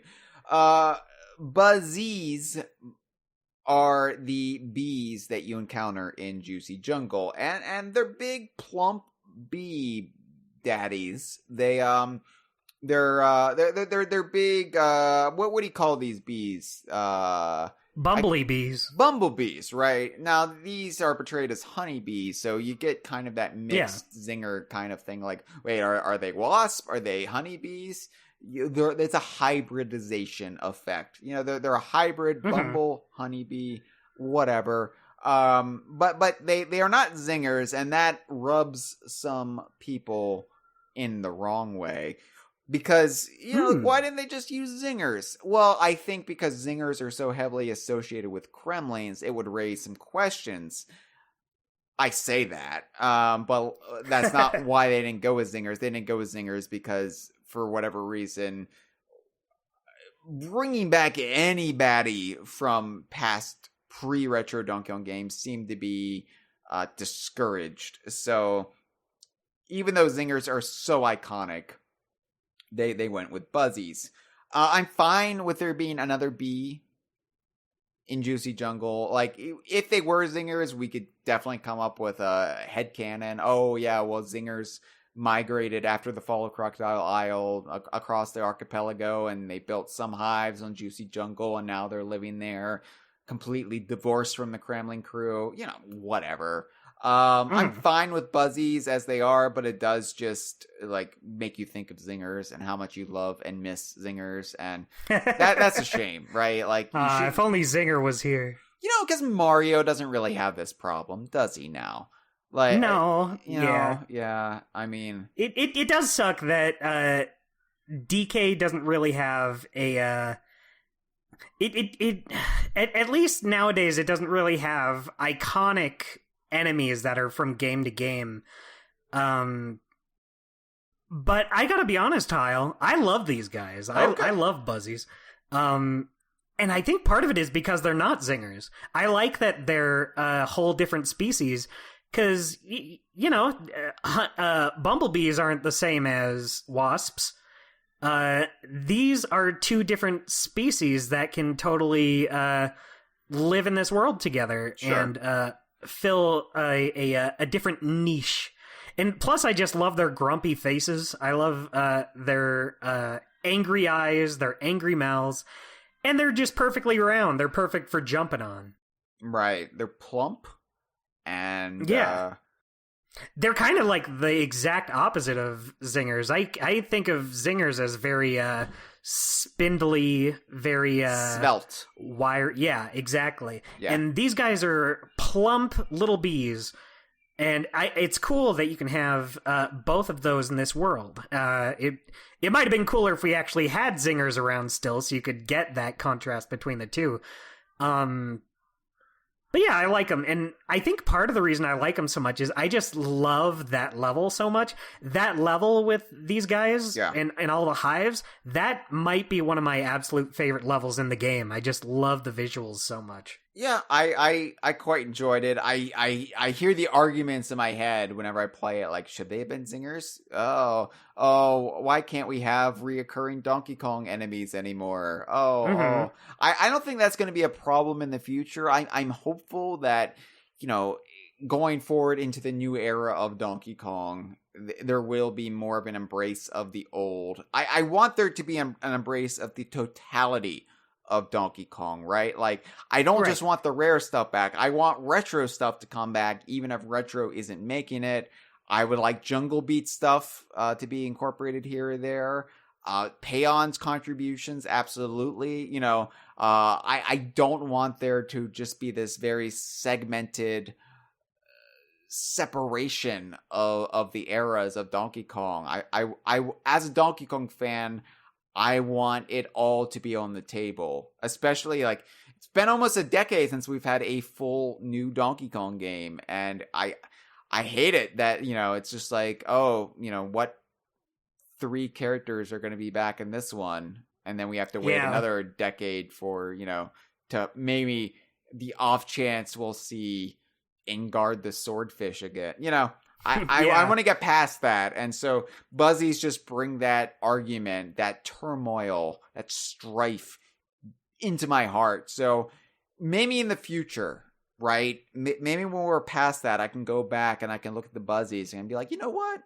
Buzzy was all right. But right now, it's honestly a little bit of a sore spot, almost as if a bee stung me there. I feel it's nothing personal to the Buzzies. It's Absolutely just not. It's just not. the fact of the matter, the situation we're in. It's human nature. I am human. What am I if not a human? Am I my toucan rolling around on stinky fruit? No. Well, we'll see about that. I have no stink underneath my feet. And I know because I smelled them. No, I smelled them very hard. Not an hour before we recorded, Dustin. Awesome. Just so I could make the case that I am not a toucan. You just wanted to make sure. You didn't want to go on the air and start spouting lies to our listeners. I knew it would come up. We're done. We're done here. Finally, the last prominent original of Juicy Jungle that at least comes to mind is Bucky. Bucky, the toxic gas spewing caterpillar. What a weird guy. What weird yeah, it's funny how the lizard holding the bouncy fruit is really the normal one of the bunch. Bucky is how they came about, and they being retro, came about a buck-toothed caterpillar that oozes gas. I don't know. The weird part about him is the buck teeth are nothing that didn't need to be there. Like that doesn't have anything to do with what it does, and it's named after them. Its name is Bucky, and it has buck teeth. That has nothing to do with its existence. Like Spewy? Spewy would be a great name. That'd be great. I like that it has buck teeth. I'm not saying this is a lesser creature on account of the buck teeth, but it is very interesting the existence of this thing. You know, but with a tropical freeze caterpillar named Bucky and the Kremlin crew oriented starfish named Shuri, we could get our own Donkey Kong baddie version of the Marvel Cinematic Universe going. I know you were thinking that. Yeah, I'd go to see that. I'd brave the theaters to see that. Right. So yeah, but I don't have much to say about Bucky. My only question about Bucky is if he's a caterpillar, does he turn into a moth or a butterfly at some point? And where are they? Where is the big buck-toothed moth flittering about? It looks just like him, but with wings. I could totally see that. Yeah, these guys aren't like my favorite enemies in the game, but I like them. It never really read as a caterpillar to me. I never look at these guys and think there's a caterpillar. I'm just so used to the traditional, the Very Hungry Caterpillar, the book.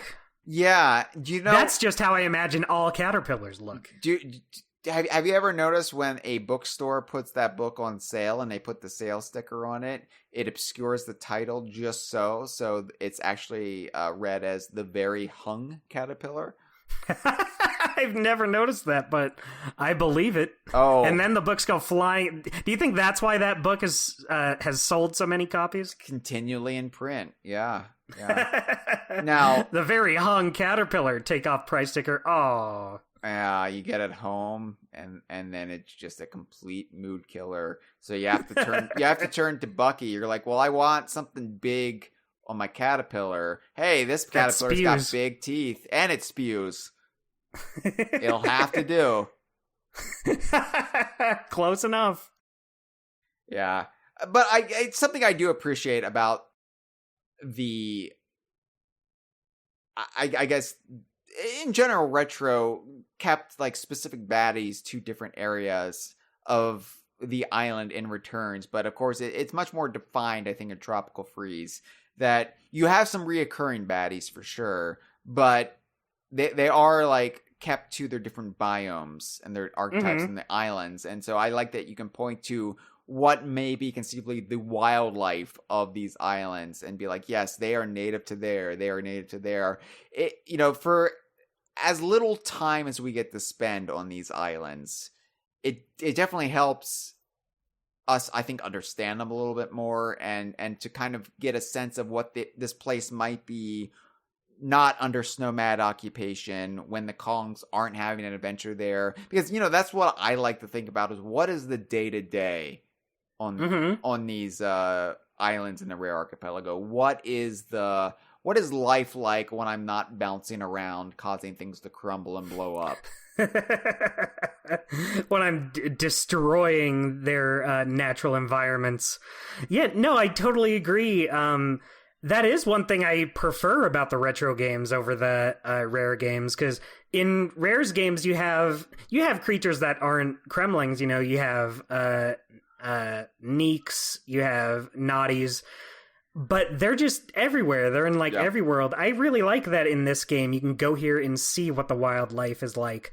You're not going to find a Bouncilisk in whatever, in Fear Factory. The downside to it, though, is it's kind of hard for the baddies to stay in your mind more if you're not seeing them throughout the game. That's true. It is hard to recall, unless they have outrageously stupid names like Monocle Monica, which in that case, bully for her. Yeah, you can't say you don't remember it, right? But it is hard to recall. Oh, isn't there like a lizard holding a fruit? Oh, Bouncilisk, that's right. But it's not going to stick in your mind as much as Neeks and Sneaks and so on and so forth. Two rats. That's basically all you need. So yeah, let's get a bit deeper and talk about the levels themselves. And we talked about the story being told in Juicy Jungle, but it is something that I think once players who are playing the game for the first time, once they start progressing and they realize, oh wait, a story is being told through agriculture, through the harvesting, the production, and what I guess the oinks do with the product. There is a story being told, and each part of this factory, of this island, this island-wide factory, has a different role, has a different function. And that completely sells the world building. It makes me feel like this is a real place, that Juicy Jungle is an actual factory in Donkey Kong's world. And I get a complete sense of what it's all about and what products the oinks might sell. Yeah, it has context to every stage in this world. I love it. Now, I hear people make the argument that the only thing this factory produces are ice lollies. And I think no. Ice lollies are definitely one of their product lines, but they also sell the jelly cubes, the jelly product that preserves whatever it is, candied fruit, but they also sell just juice. I'm sure they just bottle the juice and sell it. There's juice everywhere in this stage. It's all over the place. And I don't know if you want to necessarily drink juice that has machinery inside of it that's chopping up fruit and stuff, but still it looks delicious. Yeah, It's all purple. It's like it's like what Prince's urine must have looked like. One of my favorite visuals in this stage, and it's in multiple stages throughout this world, is just the waterfalls of juice of the purple delicious juice. It's such a cool visual. So when I was a kid, I remember. So when you were sick, I don't know. I speak from my own experience. I can't speak for what it was like when you were sick. How you were doted on by parental units when you were under the weather as a child, but when I was sick, like orange juice would be something my mom would give me. I guess vitamin C, like here, build up your immune system with vitamin C. There's better sources of vitamin C, let's be honest. But, it was a simpler time back then. A simple folk. Orange juice, here you go. I didn't drink anything that didn't have Donald Duck on it. I don't know what that means. Oh, there's orange juice there's like this famous orange juice that just has Donald Duck plastered all over it. Really? That's the only thing I will drink. Is it branded as duck piss? Like, I don't understand what ducks have to do with oranges. Yeah, I don't know. He really doesn't. It's not like Donald Duck is known for loving oranges or orange juice. But, like, as far back as I can remember, even as a little kid, I was like, I want the orange juice with Donald Duck on it. Then we would get it home and I would remember, oh yeah, I don't like orange juice. I would crave when I was sick, eventually I would build up the association so much that when I was sick, I'd have a sore throat or whatever. I would crave a citrusy beverage, right? Mm-hmm. And I remember distinctly one night being in bed, having a sore throat, and just being parched, and I had a dream of a waterfall of orange juice, just like a waterfall in nature, in the forest, but of orange juice. Where the orange juice came from, why there was a river or stream of it that crescendoed into a waterfall, I don't know. But it was my fantasy. This is before, I would have sex dreams. So I dreamt but this was the next best thing. The nectar best thing, the nectar of the oranges, and it's just a visual that I have retained throughout my life. Like that time I was so thirsty for orange juice, which I hate now. I hate orange juice. Give me any other juiced fruit, please. Not oranges, like tangerine juice. Yeah. Mango juice. Ooh. But it's funny because I love oranges on their own. I love eating like those tiny little oranges at the grocery store. Oh, I like the tiny little ones, but like a big normal orange with seeds in it. It's a little too much. Get that out of here. And it's just too much skin, like the pulp. I'm not a pulp guy. No, I'm not My even roommates talking. love orange juice with pulp. I am not a pulp man. The Idaho crew drinks pulped orange juice? They do. Don't lump me in. Is this Adam and Andrew and Tate? Yeah. The three of them? Well, I know at least Adam and Andrew. The jury's out on Tate. What the hell? No. Okay. I wasn't even talking about because I thought it was universal that everyone hated pulped orange juice. I thought like that's nasty. That's not a drink. That's a meal. That's a meal that's impossible to eat and disgusting. If I wanted to eat, I would eat. I was just talking about biting into like a normal big orange, like your traditional orange that isn't like small and like bred for children. Like those little like halos, is that what you're talking about? Yeah, I love those because I am a child and I don't want seeds or anything complex in my citrus. I might run out and get some after this show. But it's raining outside. Otherwise, I might be right there with you.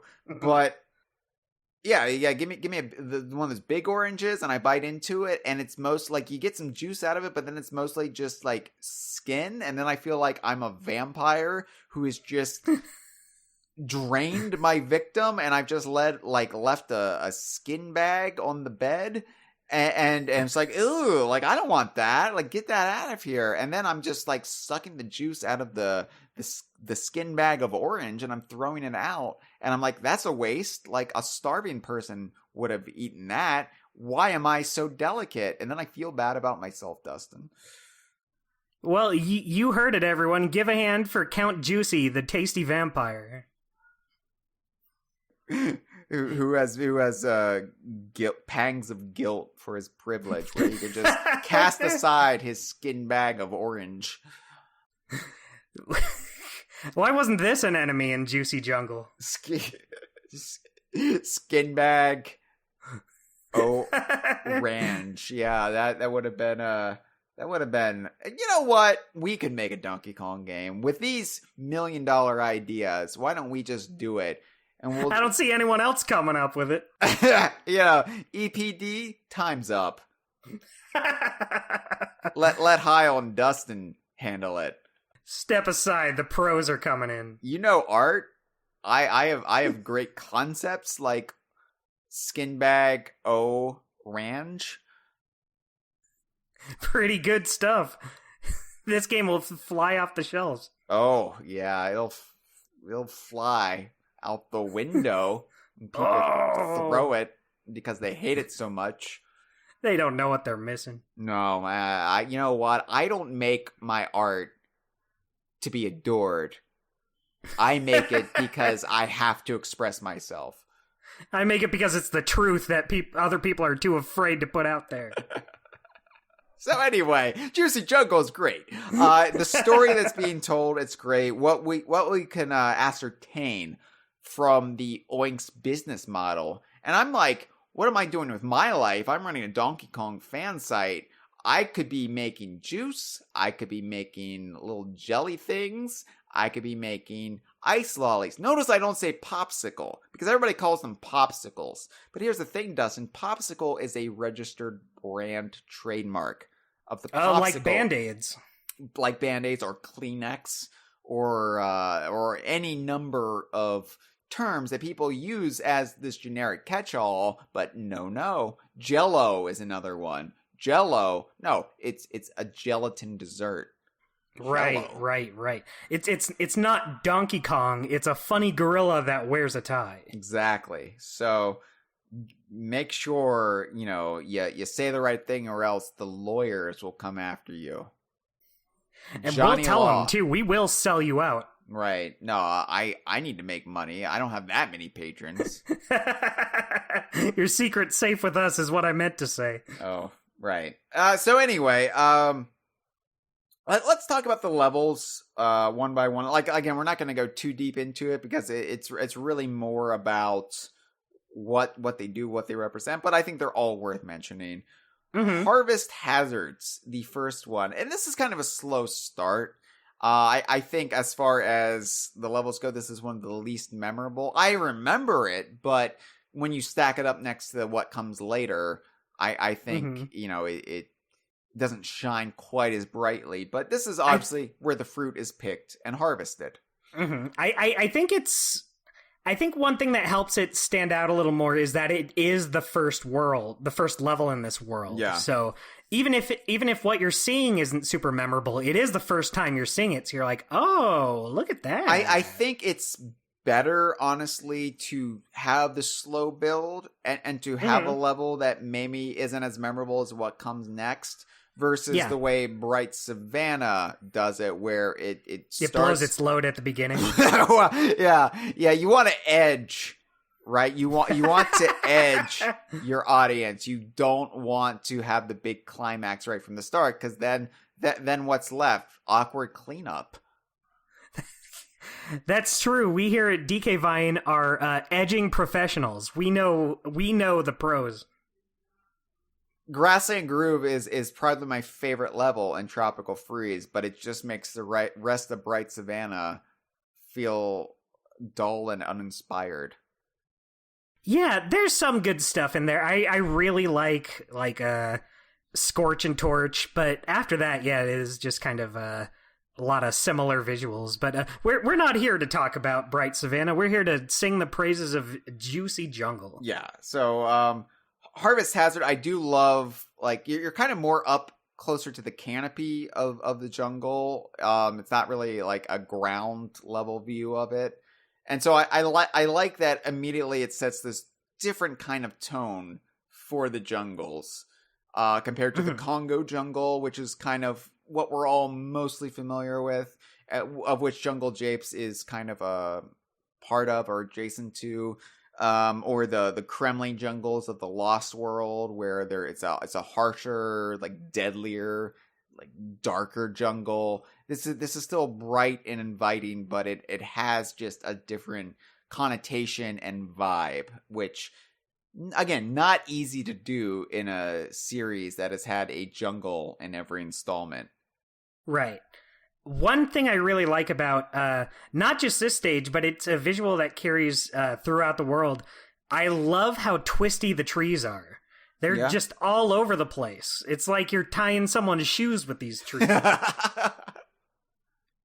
Oh, why isn't that a box a box pull quote? Donkey Kong Country Tropical Freeze. It's like you're tying your shoes with these trees. For as maybe immemorable as Harvest Hazards is compared to later stages, I would say Reckless Ride may be one of the most memorable sequences in the entire game. Yeah, I have that down in my notes too. I think it's my favorite one. But I think part of that is also just because I really like that version of the music.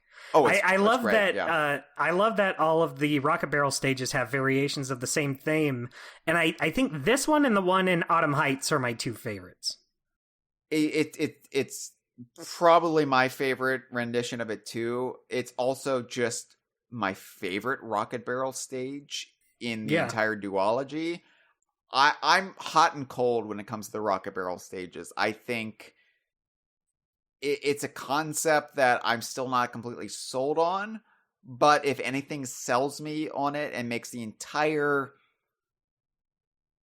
enterprise worth it, it is Reckless Ride, because I love the perspective of it, where it's kind of behind the Kongs and behind the Rocket Barrel, but it's got that great like 3D kind of feel to it. It's great utilization of Tropical Freeze's camera, which does play more with 3D. It doesn't do it enough, but when it does do it, you're like, whoa, that's cool. That's what I want to see.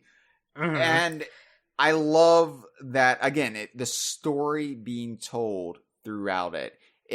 Retro's really good about telling stories, especially in like on rails stages.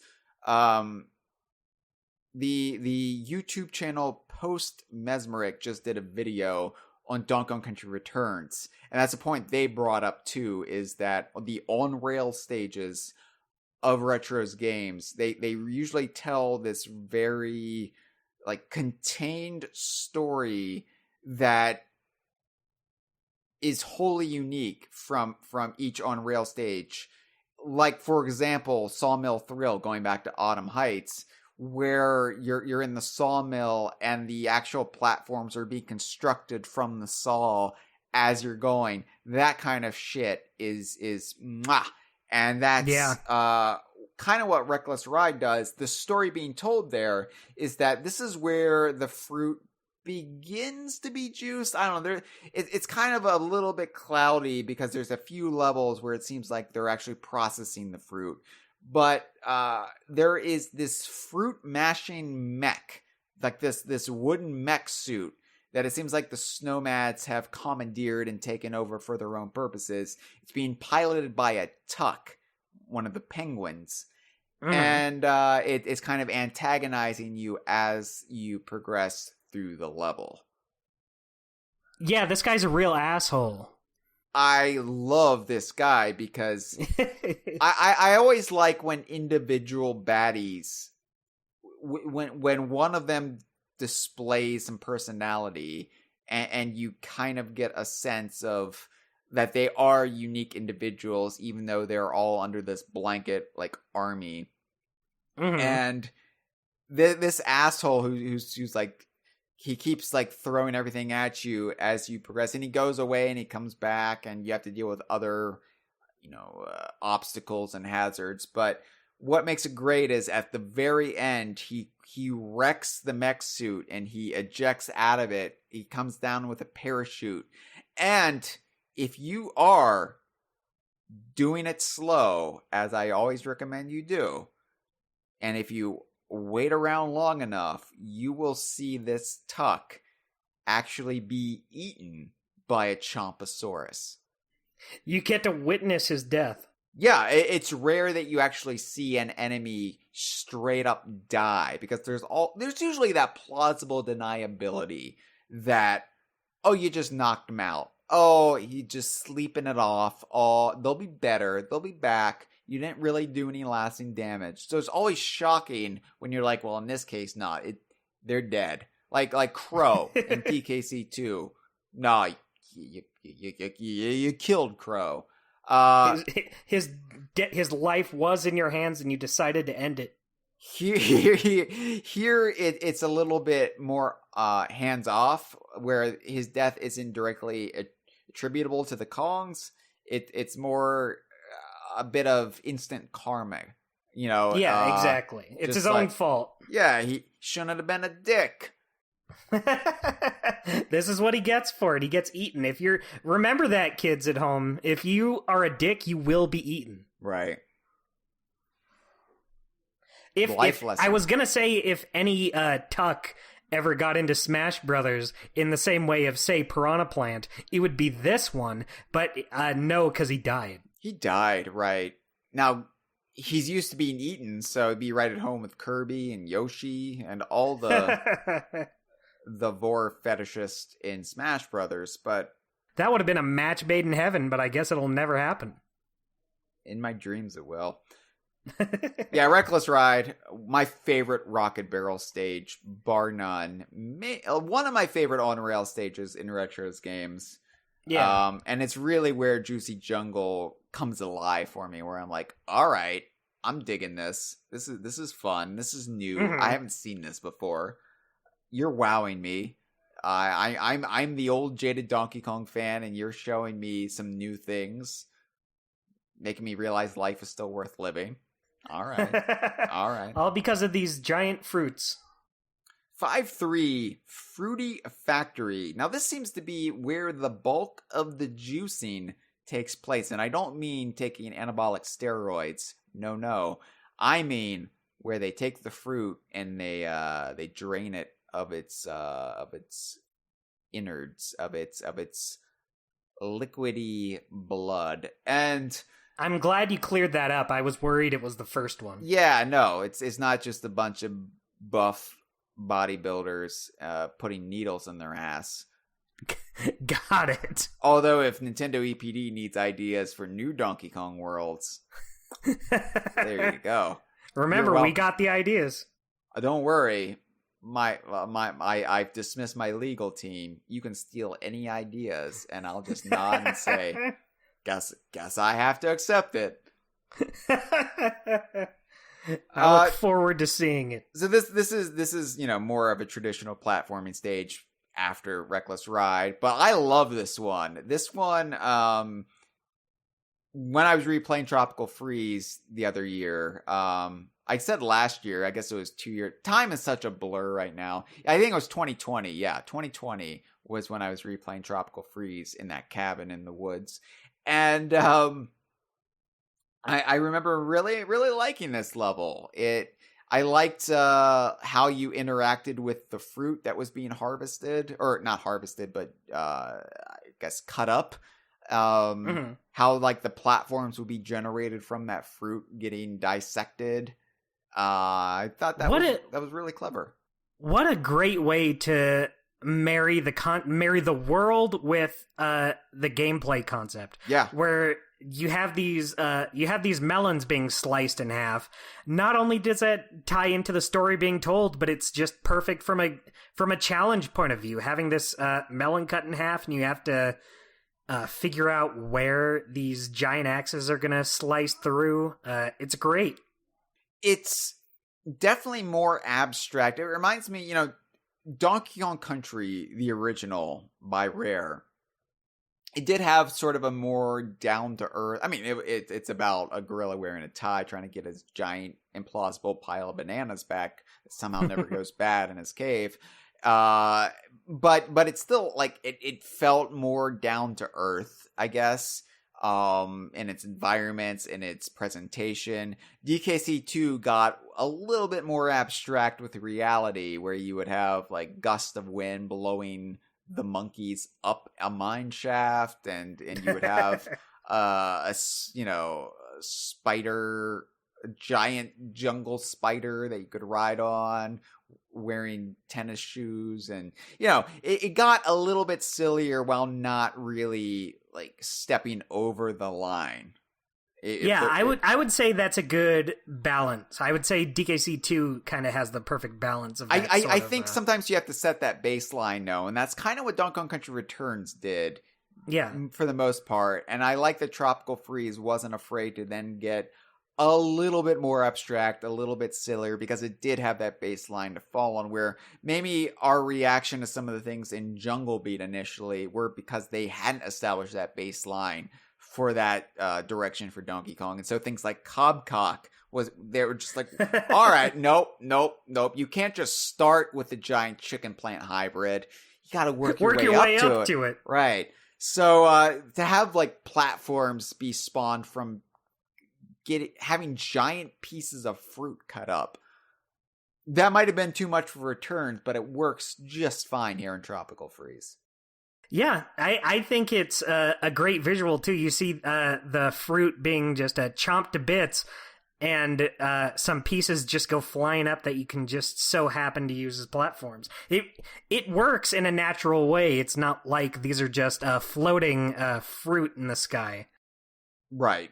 And that's also what really sets Donkey Kong apart from Mario, is that Donkey Kong doesn't really rely on floating platforms. Everything, I mean, there are obviously exceptions to this, even back into the original Donkey Kong Country, but usually, and Retro is really good about this, they try to always establish the things that you jump on, the things that you interact with as part of the environment, part of the atmosphere. Mm-hmm. It was always being generated from the level. It wasn't just, we have built this obstacle course for you, the gamer playing the video game, to play. Yeah. Even later on in this world, in Jelly Jamboree, I believe, there are floating platforms, but the reason they're floating is because they're being carried by the little owl snowmads. Right. Everything kind of has this tangibility.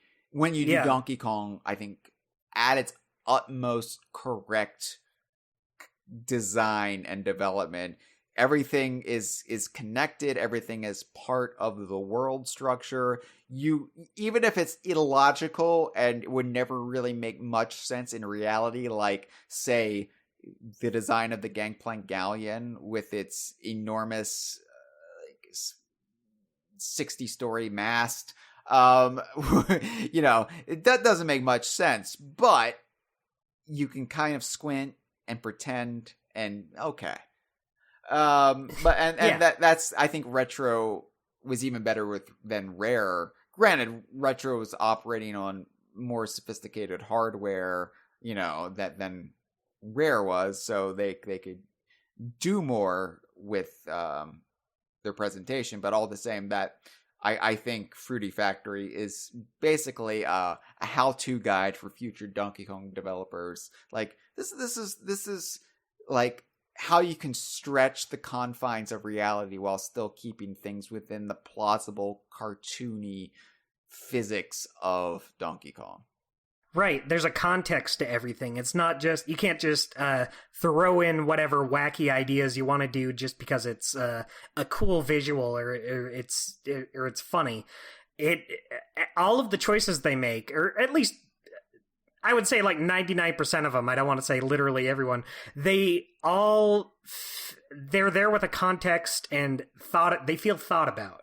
Yeah. And I appreciate that. And when they're not, they're shunted off to the abstract, like, hidden level or world of Retro's games where everything, like, goes out the window. It's like, ooh, wacky floating fish. Blah! Yeah. 5-4, Panicky Paddles. This is, I guess more juicing takes place here, but this is where the juice starts to be stored in tanks, reservoirs. And that actually turns it into a unique quasi-water level. Yeah. Like I said before, it's weird that you can just swim around in this juice and that they just have their fruit dicing machinery in the juice that they're bottling up. But I'm not going to question their methods. I'm not going to be that guy. I will question whether or not the Oinks eventually use this juice that a gorilla and his monkey cohorts swam through, because we've seen in Tropical Freeze Dixie grooming Donkey Kong, suggesting he's got some bugs on him. Ew. And now those bugs are in the juice. And, right. and also, these Kongs don't wear shoes.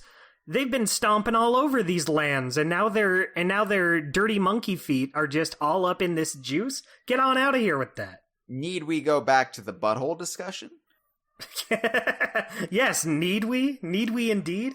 Now, granted, you swim around in some juice, and then maybe that cleans your butthole for the carts. So then you don't need to wipe it down. Because if you give yourself an enema, you don't need to wipe down anything. You've got a pristine butthole you could eat off of. Who knows? Maybe they do. Bring any scientist onto this podcast, and they would agree with me that with enough thorough cleaning beforehand, you could dine off any asshole. Yeah, 9 out of 10 doctors agree.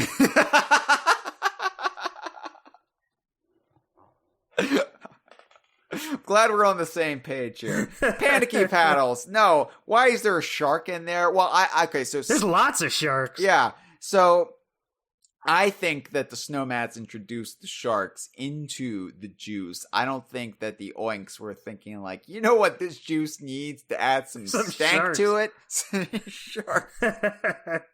I like my juice I like knowing that my juice has had wildlife swimming around in it. Yeah, unless it's like a special like seasonal blend. You know how like all these craft breweries will have like seasonal blends of their beverages, like we got cherry blossom flavor IPA, or aforementioned pumpkin spice for the autumn. What if it's like for Shark Week? They were getting ready their new Shark Tank brand juice. Yeah, lots of sharks will have jobs in that case. I mean, yeah, think of shark employment. I mean, this was just after the first recession. They needed the work, and the Oinks were providing for them. That's true. Hyle, I don't want to say I hate this stage, but it is. When I was playing before the show, and kind of refreshing my memory, this was the level where I said, "Oh yeah, this game's hard." No, it's hard. It's hard. I admire. Okay. I'm trying, because I don't want to get too negative on what's ostensibly a celebration. Yeah, but I don't care for the water levels in Tropical Freeze. We've mentioned every world but Seabreeze Cove, and that's because I don't like the water levels in Tropical Freeze. I think they ruined something fundamental in swimming in Donkey Kong by giving them an air meter, and that added undue stress to everything, and it was a complete miscalculation in what's otherwise a damn near flawless game. I see where you're coming from. I'm a little nicer on the undersea or the water stages in this game, mainly because one of them is like one of my favorite stages in the whole game. The name of it isn't really coming to me right now, but it's the one that's real. It's like a silhouette stage underwater with lots of neon in the back. That stage that's one of my favorites, and the music for it is so good. I think it just comes together in this wonderful level. Sure. But I do get where you're coming from. Adding in the air meter does complicate it more than it really needs to be. I do think that's probably my least favorite world in Tropical Freeze. I still really enjoy it a lot. There's a lot to enjoy there. But, one of them has to be the worst one. Yeah, I mean, that it's not really saying anything overtly negative. I'll still take Seabreeze Cove over most other games, right? It's just my least favorite world in this game. But anyway. Yeah, I feel that. The fact that Panicky Paddles, it isn't all about swimming, it's an aspect of it. Like I said, it's a quasi water level, but that it does something so different. Just the idea of swimming around in juice, like, DKC 3 swimming around in the poison in the Kremlin chemicals. That was cool, even if I don't like that level because it reverses the controls, it's still cool.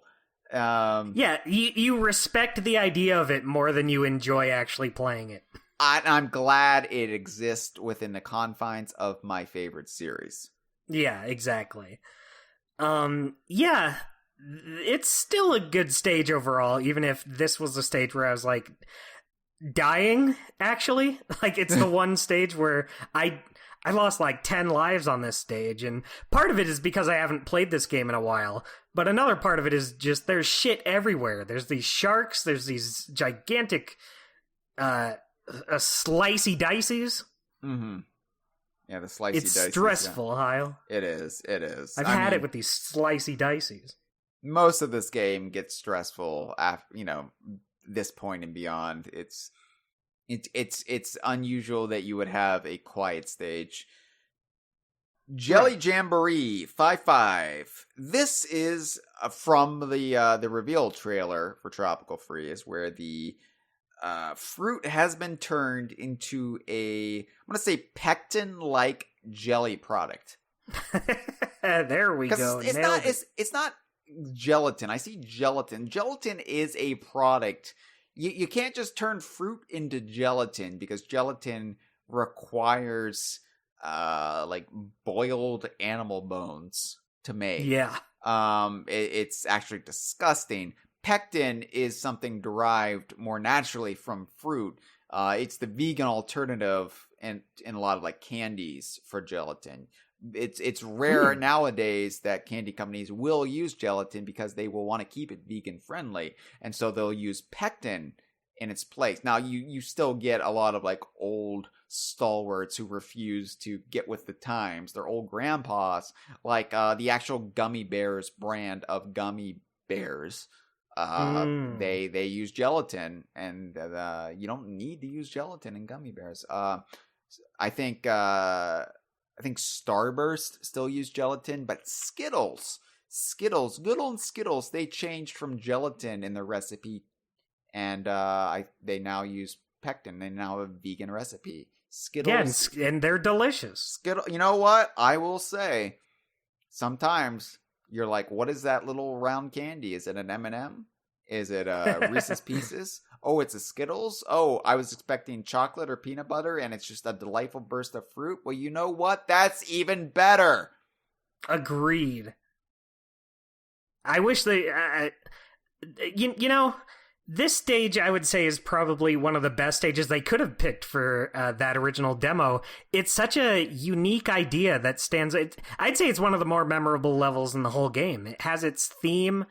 it has very striking visuals with all the cubes of fruit delicious snack everywhere. Yeah, I definitely could see myself eating some of this. Assuming it is I could see myself jumping on it, yeah. Yeah. I like a good trampoline. I'm a mere mortal, like all of you. But what if it was delicious? I like a good bounce, whether it be on a trampoline or a lizard or yes, a giant cube of jelly preserves. Yeah, I mean, What can I add to that? I mean, we're all on the same page. This is like where the architecture too. It's really unique.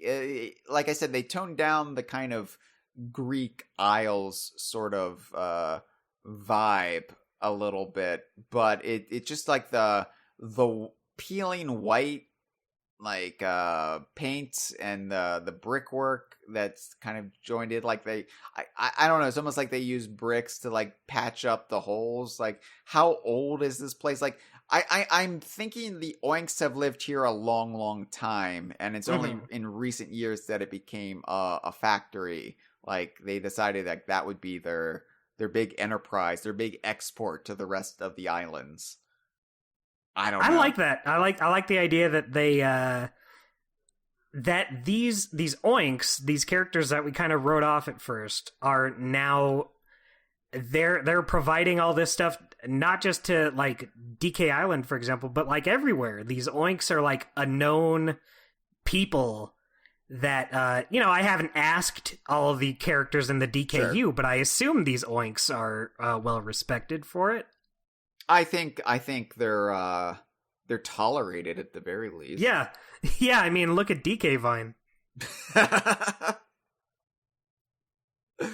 Yeah, Jelly Jam. I like levels where you bounce. I've decided it's always fun. I've never had a bad time bouncing in a video game. I am putting my foot down on the matter. I enjoy bouncing in stages. I mean, look, it's fun. It's always fun when you've got a little extra oomph in a platform game. Mm-hmm. And I liked it when you could do it with a frog. I liked it when you could do it with a snake. And it's even fun when you just do it as the Kongs across a big plate of jellies. Yeah, and no creature has to die when you jump on it either. Yeah, it's great. You don't have to kill all these slippas. No creature has to die when you make it either, candy companies. Yeah. Consider changing your recipes to use pectin. Yeah, I think this stage is great. I think this is one of the standout stages of the game. And I like that the different colors of Fun Snack have different properties. Green ones bounce you up higher. Yeah. I wouldn't have known that if it weren't for this game. I didn't know that green delicious snack makes you bounce higher. No, for sure. It's why we mainlined Ecto Cooler back in the day, because we thought, because ahead of the game. Yeah, it was the 90s. Everybody wanted to jump like Michael Jordan. And so we drank the Ecto Cooler because it was green, and just made our pee green.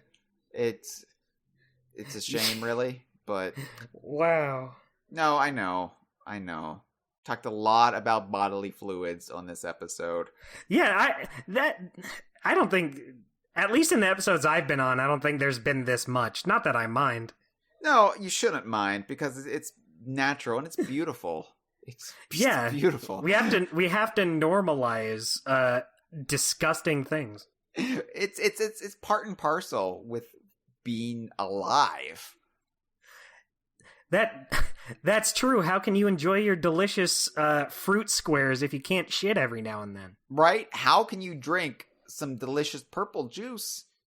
It doesn't come out the other end. This is very rude.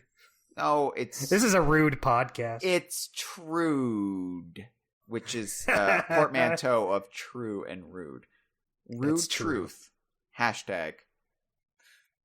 Thanks, Hyle. You put the hashtag in the front, not the end, because then it doesn't do anything. Frosty Fruits is 5-6, and this is where the fruit has been turned into an ice lolly product that is legally distinct from Popsicle brand. They look delicious. Yeah, they look enormous. Like, what? What? Yeah, a giant gorilla is like a speck on this thing. Now, I assume they make them big and then they cut them down later. I don't really know how that, or maybe they market like a giant ice lolly for the giants of the archipelago. Your K-Lumsies, for example, because the K-Lumsies need a delicious treat every now and then too. And in an island chain full of creatures of all sizes, very, very tiny, minuscule creatures like banana fairies, to enormous, towering behemoths like K-Lumsy and Taj is pretty big, but there's bigger.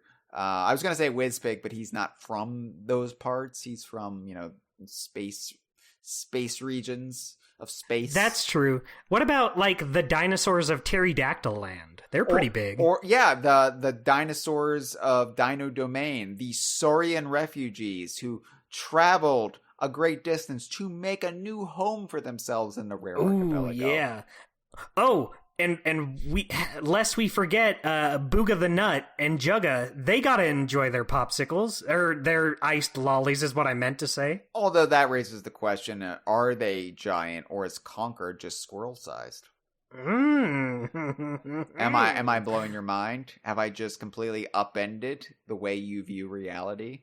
I don't know what to think about anything anymore. I am the Morpheus to your Neo, except in this case, instead of handing you a pill that frees you from the digital simulation you've lived your entire life in, I've just, changed the way you think about a cartoon caveman and his enormously proportioned girlfriend in comparison to a cartoon squirrel. I take the blue pill and all of a sudden the only thing I can think of is, what if Conker is normal squirrel size? I think people would have liked the fourth Matrix movie a little bit more if that had been the plot. I would relate to it better. I'd be like, finally, they're talking about some real issues. What even is this episode? I think I had a little bit too much of this juice.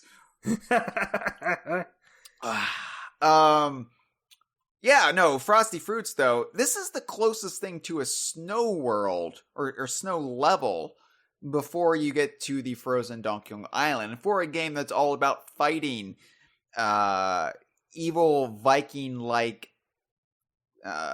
penguins and walruses with freezing powers, that's kind of surprising that they held off this long, but it never feels weird that they did hold off that long. The big fight on the frozen Donkey Kong Island is coming. This is kind of like a little preview of what's to come. Like, you're getting close to the end game of Tropical Freeze.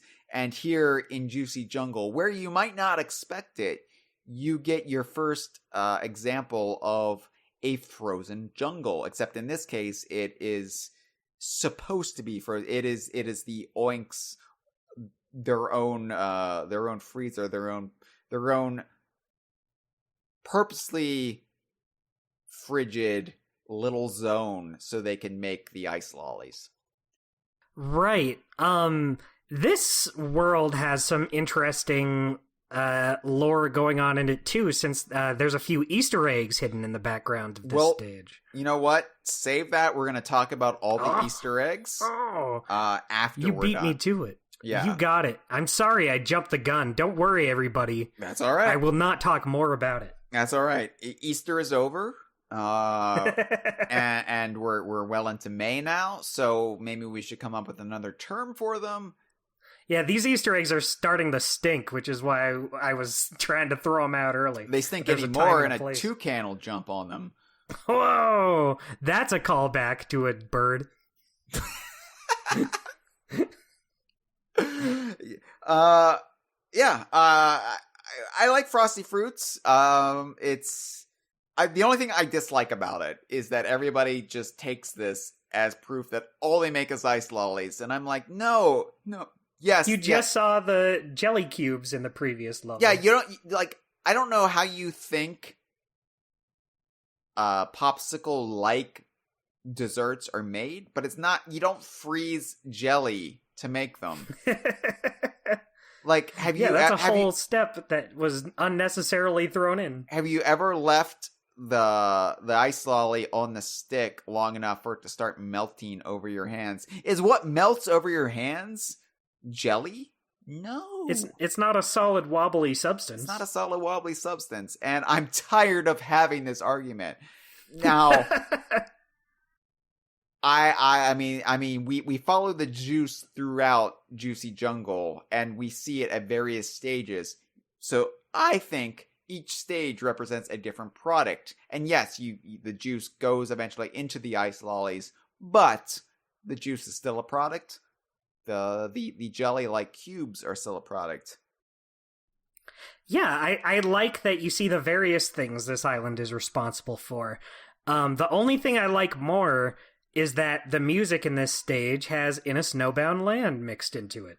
Yeah. David Wise does that a little bit with Tropical Freeze, where he has the new compositions, but then sometimes he'll bring back an old classic and he'll kind of like sneak it back into the confines of a newer song.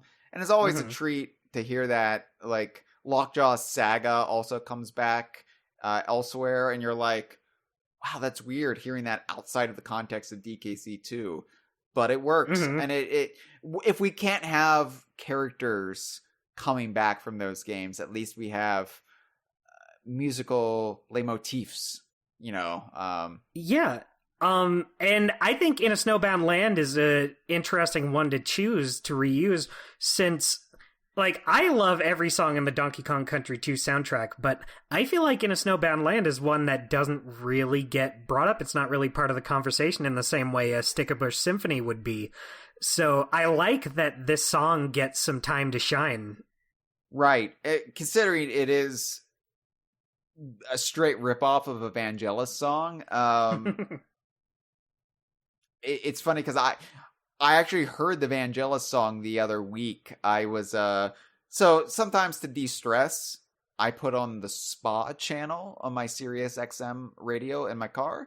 And, you just get some nice, chill, new age tracks that remind me a lot of David Wise compositions. And the Vangelis song came on. It's this Arctic something. I forget what it is, but it's what David Wise was inspired by to make In a Snowbound Land. And I was like, oh my god, it was just a out of body moment, worlds collide. Oh my god, here is the actual inspiration for this DKC2 song. And people, my generation, your generation, younger generations will probably know the David Wise version more than the Vangelis version at this point, so it's weird. Anyway, it's nice to hear. Yes, you're right. So those are the main 6 levels, and then you've got the extra kind of hidden off the beaten path levels that you get through the secret exits, as is Tropical Freeze's style. You get 5A and 5B. And these are more kind of to the side, as I said. They're not really, at least 5A is not as much part of the factory itself. It's more like, what else is happening over on this island? So 5A, we have Beehive Brawl. And this is the area where the Buzzies have their hives. I love this. I think this is probably in my top 5 Tropical Freeze stages.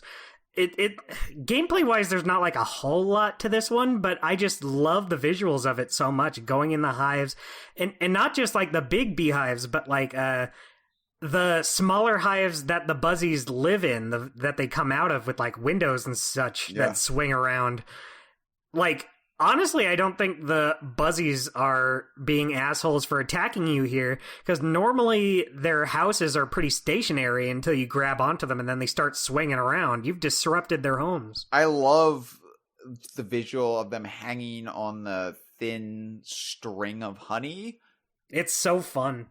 And I will give Beehive Brawl this, because I know I went on this whole thing about Buzzies. Do they need to be in there? Couldn't they just be zingers? But I love Beehive Brawl, and I have to admit, it takes gusto, it takes audaciousness to say, I am going to make a level for the new Donkey Kong Country game and have it be a beehive. because you had such classic moments in DKC2 with the Zinger hives. And, we already saw Retro kind of stumble at this same thing with doing a Bramble stage called Bramble Scramble of all things.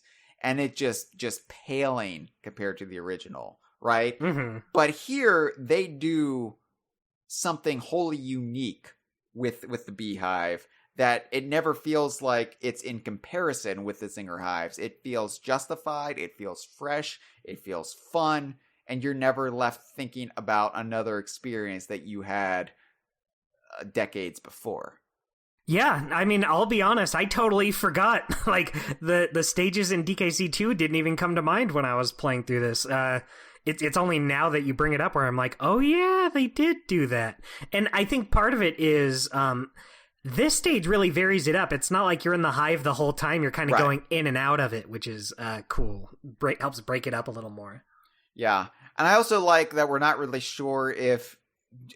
Do the oinks, do the factory folk use this honey for anything? Or is this just bees live on Juicy Jungle, on the island itself? Like, is this just off to the side, having no relation to the factory? Or... does this presence of these little bee houses imply that the oinks are actually like encouraging them, like they're actually like using the honey for their products in any way? I don't know. I like that even though this stage isn't necessarily part of the story going on, it doesn't feel out of place in this world. No, absolutely not. Yeah, it's still like an area with lots of honey. Inside the hives, it's almost like oceans of honey. I really like how the honey dropping down from the ceiling feels like they feel kind of like the kind of formations you would find in a cave. Yeah, stalactites with a C. Those are the ones because it comes from the ceiling, and stalagmites come from the ground. Yeah, you know they come from the ground because they stalagmite poke you in the ass. That's what they always told me. That was the mnemonic device. And they were like, if they do poke you in the ass, make sure you wipe them down afterwards. That's why they're called stalagmites. That's my impression of little baby Hyle. Oh, thanks. That's exactly what I sounded like. Yeah, you had like a Jersey accent. Yeah, because I've been in Jersey once, and when I was an adult, but somehow it rubbed off on you. I love like the sequence where you're like flying through it, like you're hanging on, like the bees are carrying the things that you grab onto, the little chunks of ground or whatever. Not I don't know what you call it, but you actually like are being like flown by the bees. It's unique. It's unique. Yeah. I've never experienced anything like it in a Donkey Kong Country game, let alone a video game. You're just kind of hitching a ride with these big flying bees. Right, yeah. And like I said, it's not part of the narrative so much of Juicy Jungle, but it's one of the stronger stages, especially the stronger platforming stages in the world. Yeah. 5B Jammin' Jams. Now, this one, on the other hand, takes place well within the heart of the factory, and I don't really understand its place in the chronology because it just seems to be another fruit-mashing factory place. There's not really much purpose for it. It's cool. I like that it takes place during a thunderstorm, and it's like aesthetically it's cool, but it just feels like it was like left on the cutting room floor and they like repurposed it because I don't know. I think I was expecting another thing like Beehive Brawl where it takes place outside of the factory, where it's showing us a different kind of view of the island, and instead it's just it's the factory again. It's just more factory. I like that we got to spend agree more. With you. I like that we got to spend more time with the factory and to see more of its inner workings. I just don't really understand how it fits quite so much. Definitely. But I do agree with you. I really like how it is visually, how it takes place during a thunderstorm. I think that alone makes it one of my favorite levels, at least. Maybe not through the whole game, but at least in this world. It's just cool to be in. Yeah. Yeah, and it really does like help sell that this is a factory that is just completely in tandem with the environment of the island. Just the fact that it is like not even built as an interior, it's just like almost like an open air factory where you've got the like the walls and stuff, but there's no ceiling for a large part of it. You're just like outside in the elements. Yeah, like that didn't even come to mind when I was playing it, but yeah, I love that. It kind of reminds me of there was some concept art for Returns, where it has the red girders in the factory just covered in vegetation, just plant life all over them. I kind of like that for this, just these environments. It is a factory, but it, like you said, it's in tandem with the surrounding nature. Yeah, in the actual factory levels and Returns, there are parts where the walls have crumbled.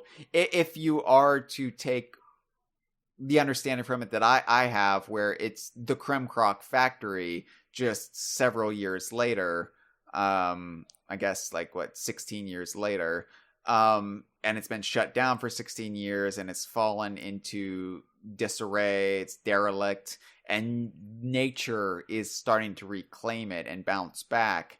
And so it's a little bit different context, even though they did execute that in some places, that whole like nature creeping in. It's more like nature reclaiming it, where this is more part of nature and there's nothing really being reclaimed. Nature is in complete control. It's just also a juice factory. Right. Yeah. Another thing I like about this stage, the music is super good. Like, I guess I don't really have that much to say about it other than, of all the levels in this world, I think this one has my favorite music. Well, Jam and Jams, it definitely is like a very musically inclined level. Like, there's a beat going on with the machinery, and it's not like as explicit as the similar level in Returns in the factory, where it's very melodic, but I think that was the point. Yeah. Mm-hmm. Well, let's talk about the boss. I would love to speak about that. And I'm saying that as if it's a bad thing. This is undeniably. Let's rip the Band-Aid off. This is undeniably, I think, the best, at least the best designed boss and the best concept for a boss fight in, I'm going to say, both of Retro's Donkey Kong Country games. I love this. It's a 5 boss, which is how they style the bosses. 5-boss punch bowl. And, of course, the boss you fight in Punch Bowl is Bashmaster.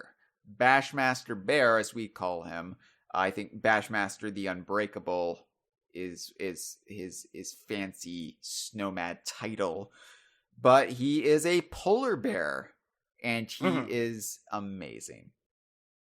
Yeah, he's great. I really like how at least this boss ties into the story in this world. Yeah. I don't think any of the other bosses in Tropical Freeze are necessarily, they don't really feel like they're there for a reason. Like in Bright Savannah, you have the baboons, but why? They're just there to be the bosses.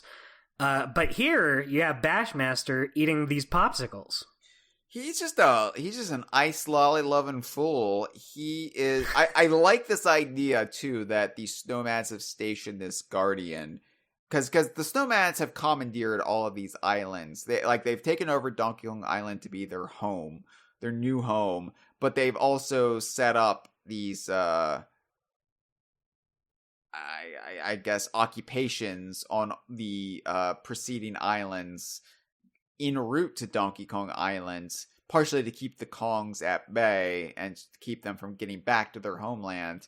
But, I guess it's just good strategic sense as well. Anybody else who's coming to liberate Donkey Kong Island, they'll have this whole Snowmad fleet to go through. And so the Snowmads have taken over, even if they're not using these as their full-time homes. They haven't frozen them over, but they're still occupying.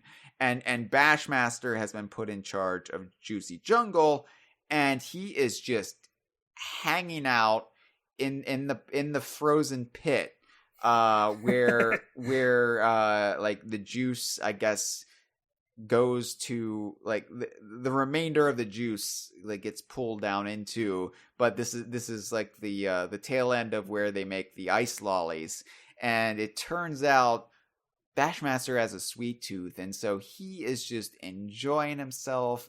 He is I was gonna say like a pig in shit, but that gets confusing when the Oinks are in charge of Juicy Jungle and they're making the ice lolly. So he is something else and something else, and he is. I get that metaphor. Yeah, clever. He is enjoying the ice lollies. He is not even worrying about anything else. He's just like, yeah. I really wonder if he would have even attacked. Okay, that was pretty good. But that was Bashmaster. That was what he was doing. That was a really good Bashmaster. Is that you? Where'd Hyle go?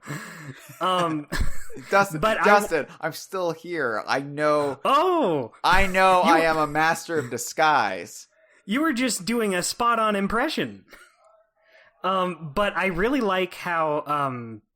I don't know why I started that sentence that way. What I meant to say was, I wonder if you didn't knock his delicious frozen treat out of his little polar bear hands, would he have even bothered attacking DK and Diddy or whatever Kong you bring in? Would he have just let them go? Do you think he would have been too preoccupied with his little snack? Would have been like, whatever, just get I'm wondering if there could have been a truce broker. Hey, yeah, you clearly are a fanatic when it comes to these ice lollies. Here's what we're gonna do. You leave the Snowmads, you relinquish your control of Juicy Jungle back to the Oinks, and you will get a lifetime supply of ice lollies. This is how the UN and NATO broker peace deals, right? Yeah, I mean, I've been saying that every day. And I'm not saying Putin just needs an ice lolly. It probably won't work. Has anybody tried it? Yeah. Yeah, I like this guy. I like Bashmaster. Yeah. I'll be honest, I'm not in love with his design. I like his design. I think it's fine. But, I think about the other Snowmad characters and how you have you have the seal in the first stage, you have the owl in the second. Yeah. Scowl. But I just feel like Bashmaster could maybe use a hat. I think he was very quickly a favorite among I guess the rare the rare aficionados of the fandom. Because he looked like he could just fit in with some of the rare bears, Mm-hmm. I'm not saying he's not a brother's bear, by the way. Can we just get that out of the way right now? Just because he is a bear in a Donkey Kong game does not mean he is a brother bear. He might. Yeah, you can't just become a brother. He might have the bear surname, as we argue that Banjo and crew do, but he would not be related to the brother's bear. That's fine. But, I don't know. I think that the fact that he was a relatively simple design, he's just a bear wearing a big Snowmad belt, and he's got this big mallet that he uses to kill you. I think that just spoke to people. Like, that's all you really need. You don't need anything fancier. You don't need a monocle, for Christ's sake. Yeah, see, I would have given him a hat personally, but I don't think less of him because he decided not to wear his hat to work today. I'm glad because, hats to work haven't been in fashion since the 50s. I guess, the early 60s. That's what he said. That was his reason for not doing it. Yeah. He said, "You guys showing up in your little Viking helmets. Yeah, I'm going au natural today." Yeah, he's like, I'm not fucking Don Draper over here. I'm a bear who likes frozen treats and I crush things with my hammer. This is who I am. Take it or leave it. Yeah. The thing I love about this fight, Dustin, is that you know how you're progressing based on how purple he gets from the juice staining his fur. I love that. And I think all of the villains or bosses in this game, depending on the phase you're on, they do change color, but I really like that there's context to this one. Yeah. Like, all the other bosses just change color to indicate, okay, well, now you're on this phase of the fight. But this one, he falls into the juice and his fur's getting stained. I think back to Donkey Kong Country Returns and Mugly, and he's just like, oh, I'm getting angry. I'm going to turn colors now. Blah, blah, blah. And it's like, what? What are you, a Jackson chameleon? I guess that makes sense. You're a chameleon, but you don't really look like a chameleon. Everybody thinks you're a big, like, turdy dinosaur or something. I mean, it works in the context of gameplay. It's good to let you know how far you're progressing, but I really like... I brought it up with so many things in this episode, but there's a context to it, and it really makes a difference. Environmental storytelling. I keep using that term, but it is the name of the game in Juicy Jungle from start to finish, right down to knocking Bashmaster in the pink. And I not the stink. No, this isn't Toucan, all right? Yeah, Bashmaster's great. I would want to see Bashmaster come back. Out of all of the Snowmads, I would say, like, if I said the complete history of Donkey Kong could be on the table going forward, and we would get, like, side games again, racing games again, I would say, you know what, Bashmaster, bring Bashmaster back as a character. If anybody could represent the Snowmads going forward, Lord Frederick Q's too close to K. Rool, so maybe not. Bashmaster, antagonist bear, love it. See, I think my first choice would be Pompey, but I think that's just because I really like his whole circus theme. But Bashmaster would be up there too. I'd love to see Bashmaster come back. I think the problem with Pompey is that he's got flippers. That's you can't true. do as much with flippers. You can't go kart racing with flippers. I mean, you could. It would just be hard. And always he's big and Bashmaster. I don't want to put Pompey through that. No, Bashmaster could grab some things. He grabs ice lollies. He could grab a steering wheel. Him and Mario Hoops 3-on-3 too. That's a great name. That's a lot of numbers. Yeah, dial up Nintendo at 1-800-Nintendo. I'm sure they would love that name, and we could give it to them, and there's nothing the lawyers could do about it. Which game of yours has the most numbers in it? Oh yeah? Well, get this. Mario Hoops 3-on-3 too. Finally, there's 5K, platform problems. And I don't have a lot to say about this because, like all of the key temples in Donkey Kong Country Returns and Donkey Kong Country Tropical Freeze, there's very little to thematically tie them into the world they're found. That is kind of a problem I have with Tropical Freeze. It's not a big problem, but it would be cool if you kind of themed these temples at least a little bit around the world it's in. You could have fruit in this stage. Yeah, I mean, I guess these key temples are supposed to be like old Snowmad treasure hoards that they've like stashed on these islands in years past. Yeah, it's fine. It's the most, these are the most challenging levels in the game. They are advanced tier platforming, very difficult, very frustrating at times, but in the great way that you just keep getting better at it as you go. But there's really nothing to talk about as far as Juicy Jungle is concerned. It is a secret temple that you can access by getting all of the Kong letters, and as the name suggests, you're jumping across platforms, and it's a bit of a problem. Platform problems, am I right? More platforms, more problems. I got 99 platforms. So I'm really glad you said there's not much to talk about with this stage, because this was the one I forgot to play. I do like the designs of the key temples in Tropical Freeze. I like that they're more crystalline in structure. There's a little bit more purples in there. I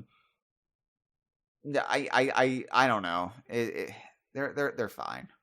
Yeah, I like them on their own. It's just when you're talking about Juicy Jungle, it's like, and here's a temple that has nothing to do with it. Right. Sometimes the temples are like kind of fun because they sometimes preview baddies you're going to see in the next world or worlds to come. Like they'll throw them in there. Like, who is that? Guess I'll find out later. But other than that, there's not a lot to discuss when talking about the greater context of the worlds they're found in. Exactly. So I said we would talk about the Easter eggs, the May sneaky sneaks, whatever you want to define them as. There are several throughout Juicy Jungle, which I think contribute heavily to the lore of Donkey Kong and actually boost the importance of Juicy Jungle far above the other world sans Donkey Kong Island in Tropical Freeze. I would make the case that Juicy Jungle might be one of the most important locales in the DKU.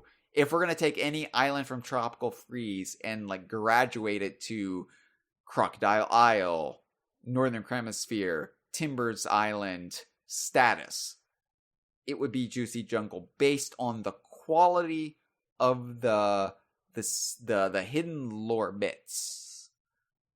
And that's what we're going to do right now. So, you started to allude to something in Frosty Fruits. We'll start there. I assume you were talking about the tank seen in the background of Frosty Fruits. One of the tanks from off of, weirdly enough, Super Mario Brothers 3 appears in the background of Frosty Fruits. And this is kind of one of those things where at the time I was like, so you can reference Super Mario Brothers 3, but you can't reference Donkey Kong Country games in your Donkey Kong Country game. Right. I had a bit of an issue with this, a philosophical split with the art team here. It's same thing like Donkey Kong Country Returns barely reference past Donkey Kong Country games aside from, it being a Donkey Kong Country game and it, retreating over a lot of the same territory and ground the first game covered. But you would have references to the arcade games and like the glyphs in the temples and whatnot, but you wouldn't have references to the Animal Buddies or the Kremlings or any Kongs who weren't in the game, aside from maybe a brief allusion to Funky Kong in Cranky's dialogue. And you would reference Billy Mitchell of all people, but you wouldn't reference anybody. It's just one of those things where I don't know the politics behind it. I don't know what Retro felt like they could reference, what they wanted to reference.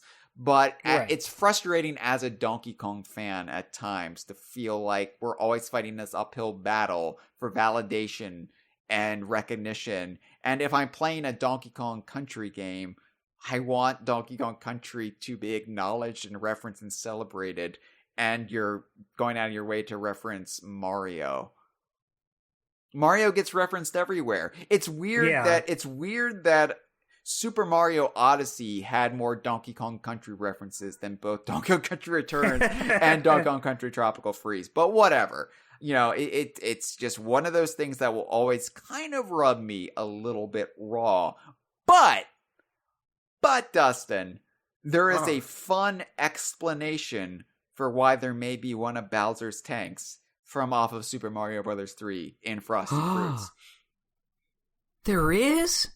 Dude, tell, Hyle. I don't know. This is bullshit. This is made up bullshit. But so do you remember in Super Smash Bros. Brawl, the Subspace Emissary? That rings a bell, yeah. Do you remember when the Koopa Troop, which is kind of the term used for Bowser's forces, do you remember when they stole the Banana Horde from Donkey Kong? Oh, I think we all remember where we were when that happened. Legitimately, probably that whole sequence introducing Donkey and Diddy into the Subspace Emissary story, probably the best depiction of them during the whole buyout era. So good. I love it. I remember watching that multiple times. Oh yeah. DK Vine lost its mind when that video was released because it was just so spot on. Like, that is Donkey Kong. That is Diddy Kong. That is how they interact. That is their relationship. I mean, after, all of the debates, after all of the dubious depictions of Donkey Kong, being a toothy grin jackass, as we called him. The classic term. Yeah, to have that perfect depiction of them meant so much to us. And so, anyway, the Koopa Troop stole the Banana Horde. Well, there's a tank, one of Bowser's tanks. Was this left over from that heist? Was Juicy Jungle perhaps a staging ground for them to prepare to steal the Banana Horde? I could see that. I mean, I would think it's very unlikely that was the intent, but I like it as a... I'm not saying anybody at Retro had this thought, because these are the feverish thoughts of an orange juice chugging mad person.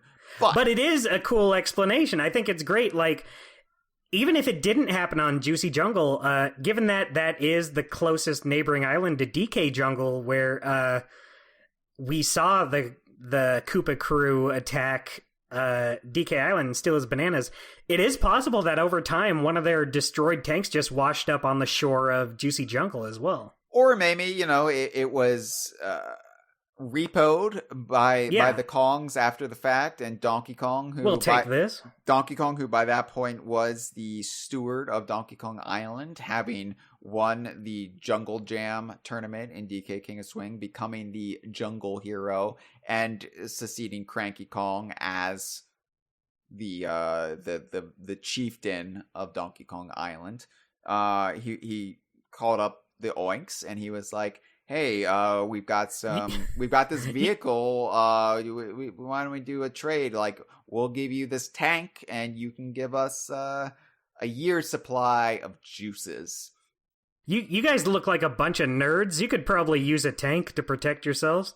I could see Donkey Kong immediately shoring up alliances with neighboring islands.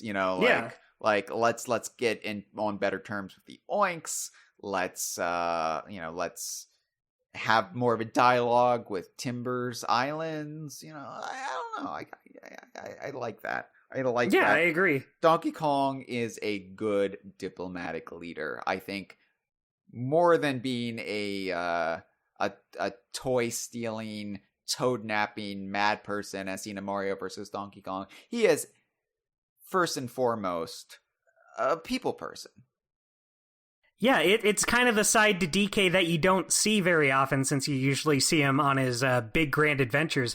You don't really see the parts where he's trying to do good for his island and neighboring inhabitants. He's on the big red phone, talking the classic big red phone, talking to King Conquer. Yeah. Was there anything else you wanted to discuss in Frosty Fruits? That was the May Sneaky Sneak that you were discussing, right? Yeah, but also, don't you also see? I might be. Well, is it here or is it on DK Island in the factory level there where you see the greenhouse from Donkey Kong 3? That's what we're talking about next. So, yes, actually, it's in the level Fruity Factory. 5-3. Okay. So yeah. You're right though. So one of the is the actual so-called blue greenhouse, which I realize is a stupid term, but that's what the fans call it. The blue greenhouse from off of Donkey Kong 3, the one with Stanley, the Bugman.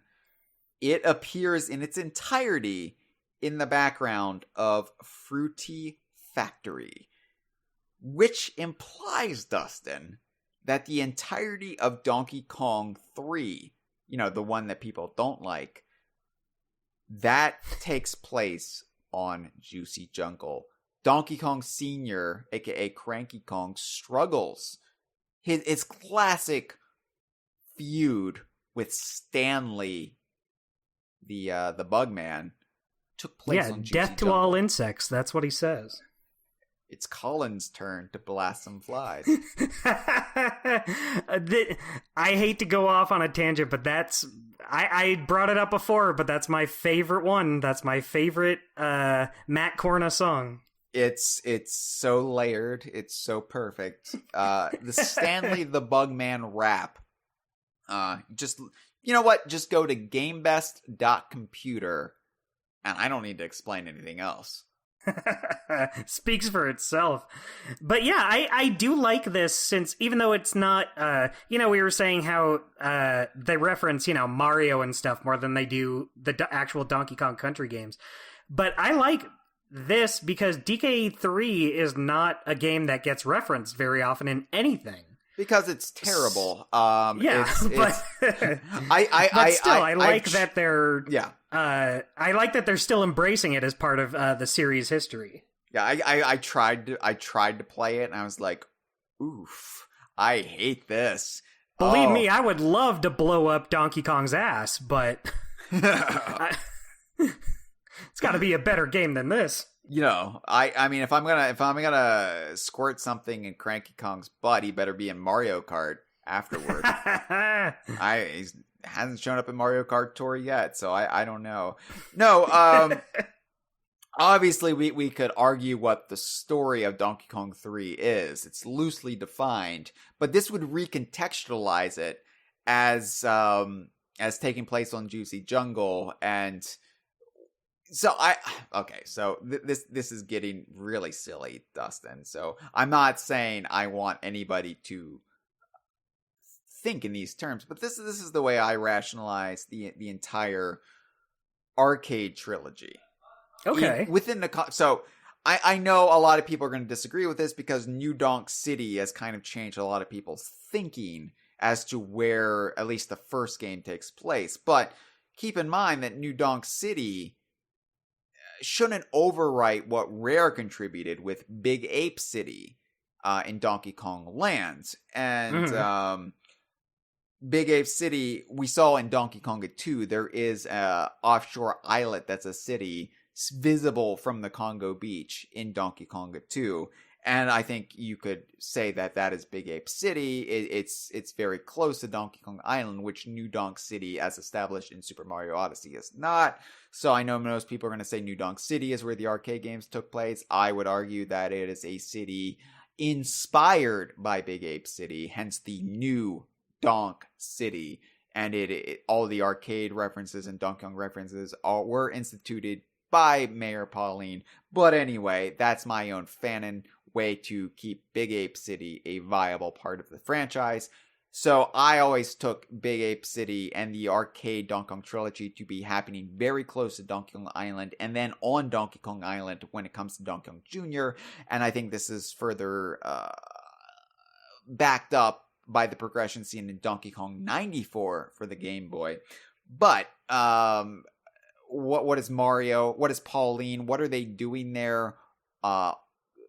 well, maybe they were on some sort of Atlantic cruise. I don't know. And maybe their cruise ship had some trouble, and they disembarked on Donkey Kong Island or Big Ape City, and Cranky was like, human scum, I'm coming for you, and kidnapped Pauline, and there was that whole kerfluffle between Donkey Kong and Mario and Pauline and then Junior, and it happened.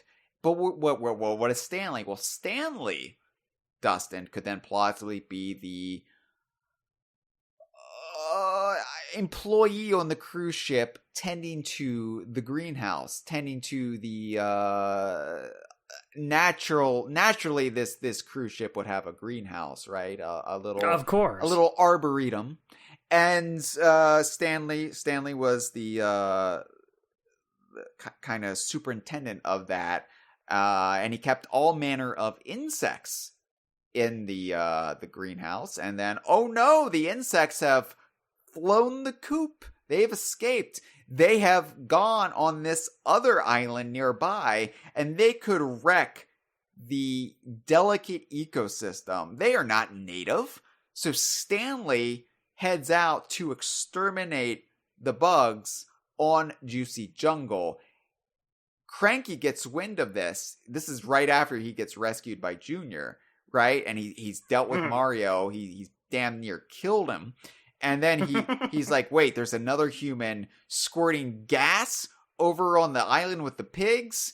Not on my watch. And he goes over, and that's what Cranky Kong's doing over there. And that's just one interpretation of the events. But I mean, I like it. It does recontextualize Donkey Kong 3 if it's taking place in Juicy Jungle. Yeah, I mean, it's not like anyone else is doing anything with DK3, so I think it's fair to make that call. I love this because, you know, there's this whole debate about whether Returns retconned Big Ape City before Super Mario Odyssey retconned Big Ape City. Because Cranky has this line of dialogue about how familiar the factory feels, and they do recreate what looks to be one of the Donkey Kong arcade stages with the girders in the background of the factory. And then I there's this whole big thing on the DK Vine forum back in 2010 where, the factory is where Donkey Kong Arcade takes place, and Big Ape City just doesn't exist in the canon anymore. And it's like, you can't just decanonize Donkey Kong Land, you fools. So I always took that to be an homage versus like an actual statement that, this is actually where the arcade games took place. It's just a very similar girder structure in the factory. But this I would take to be the actual location of Donkey Kong 3, because that has never been defined up until this point. Yeah. And no one was going to care to define it anyway. Right. So it doesn't hurt anything, and it just enriches Juicy Jungle all the more to know this is where that classic battle between Stanley, the gas squirter, and a young Cranky Kong took place. The ultimate battle of good versus evil. Watch out, dudes, 'cause Gerald's here. That's my that's my favorite part. It's like, wow, our hero Gerald with his schoolgirl hair and his lack of fear. It's so good. You know what my fanon is for New Donk City and Big Ape City? I would love to hear it. I think they're both the area where the arcade game take place, and the city was just renamed. Like, maybe Pauline decided, you know what, this place is in ruins. It's just this crappy city with girders everywhere. Let's turn it into a hustling, bustling city, and we'll name it after Donkey Kong, who has since then become friend and local celebrity to the people living here. And so that's why this town is filled with all these references to the Kongs and their animal friends, is because they're celebrating them. They're celebrating that, they had their problems in the past, but now they're close. Now Donkey Kong, he go-karts, he plays sports with Mario. They beat the shit out of each other in Super Smash Brothers. They're great friends. Yeah, so they're just both the area where the original arcade game take place. It was just named to better reflect their new relationship with the Kongs. Yeah, my only problem is the geography doesn't line up, but... No, that's true. I didn't think about that. Never mind. No, but I do really like how this idea that Pauline, like, she was the one, like, forcibly abducted by Cranky or young Donkey Kong Sr., but I like this idea that she that experience didn't sour her. Like, instead she became fascinated by the Kongs after that. Yeah. It's like this brush with nature. It's just the way she saw it. And she's like, he meant me no harm, this gentle giant. And she like became enamored with Kongs and wildlife. Like, I always thought M-Dog on the DK Vine forum, he pushed for reintroducing Pauline as kind of a Jane Goodall type in the series. Yeah. I would have preferred that over Mayor Pauline, but I still like that the general vibe and intent is still there with the character and her demeanor vis-a-vis the Kongs. Yeah, I love the idea that there is a character in the Mario series that's just a big fan of Donkey Kong. Yeah, and we're not talking about Professor Chops for once. All right, I've got one final theory that we're going to end on. I'd love to hear it more than anything else in the world, Hyle. Okay, we'll see. So this is in the weeds right now. This is where Super Mario Broth would check right out, because there's no verified facts here whatsoever. This is a unifying theory that ties Juicy Jungle with two other games in the DKU. And I think you're going to be surprised which ones. Now, I already mentioned one of them, actually. It's Donkey Kong Jungle Beat. So, my question is the jelly cubes in Juicy Jungle, is that actually the source of Donkey Kong Jungle Beat's level Sweet Paradise?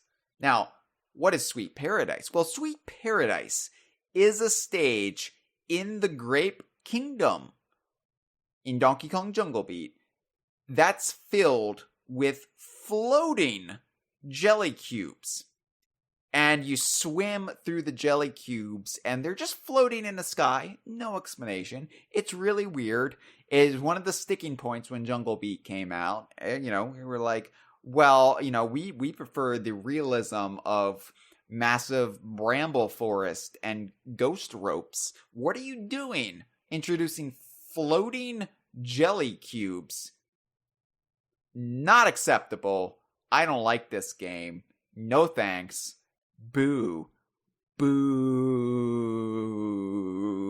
So that's what's happening down in the Grape Kingdom in what we refer to as the faraway lands. And we call them the faraway lands. That's what we define the fruit kingdoms of Jungle Beat as, because once again, I have to reiterate this, in Donkey Konga 2, one of Dixie's notes, she mentioned she just got back from a cruise. See, there's lots of cruises going on. She got back from a cruise to the faraway lands, and considering there is no discernible, defined area in the DKU or the Rare Archipelago that is called the faraway lands, and Donkey Konga 2 came out in the West right after Jungle Beat, it's basically surmised that yes, the faraway lands are what the fruit kingdoms are actually called. Faraway lands, because they are the most southerly point in the Rare Archipelago. Alright, so that's what's happening down in the Grape Kingdom. Floating jelly cubes. What is that? Well, here's the thing, Dustin. It's not just the only sweet, delectable thing floating in the sky. And I'm not just talking about Donkey Kong here. That ass, am I right? Smack. No, I'm talking about chocolate pieces. Yes, chocolate pieces were also floating by the jelly cubes in Sweet Kingdom. Giant chocolate pieces that are like, the segmented like Hershey pieces that you can break off. You know what I'm talking about? Yeah. Just the Hershey pieces that you break off. Well, instead of the Hershey logo, it has the DK logo on them. Now, hear me out, all right? I know I'm going to sound a little weird saying this, but what if the floating chocolate with the DK logo on it, what if that was, I don't know, stolen from somewhere else in a DKU? You see where I'm going with this, right? Where else have we seen floating chocolate in the DKU? Well, of course, we saw it in the Panther Kingdom. Anti-gravity chocolate created by the Professor from off of Conker's Bad Fur Day. Wow. So you know, it was a discarded invention by the Professor. Chucked it out the window, and it just littered about the Panther Kingdom in Willow Woods. Okay, so the Professor dies. The Panther King dies. Conker becomes king. Still all this chocolate floating around. What if the chocolate somehow made their way into the possession of the Oinks running Juicy Jungle, much like fan favorite Willy Wonka character Arthur Slugworth was always trying to steal and reverse engineer Willy Wonka's delicious treats. You know, he approached the little children in alleys and talked about candy, and he was never arrested. I think he was working for Willy Wonka, at least in the movie. I don't remember if that was a thing in the book. Charlie and the Chocolate Factory, and I certainly checked out by Charlie and the Great Glass Elevator. That was nonsense.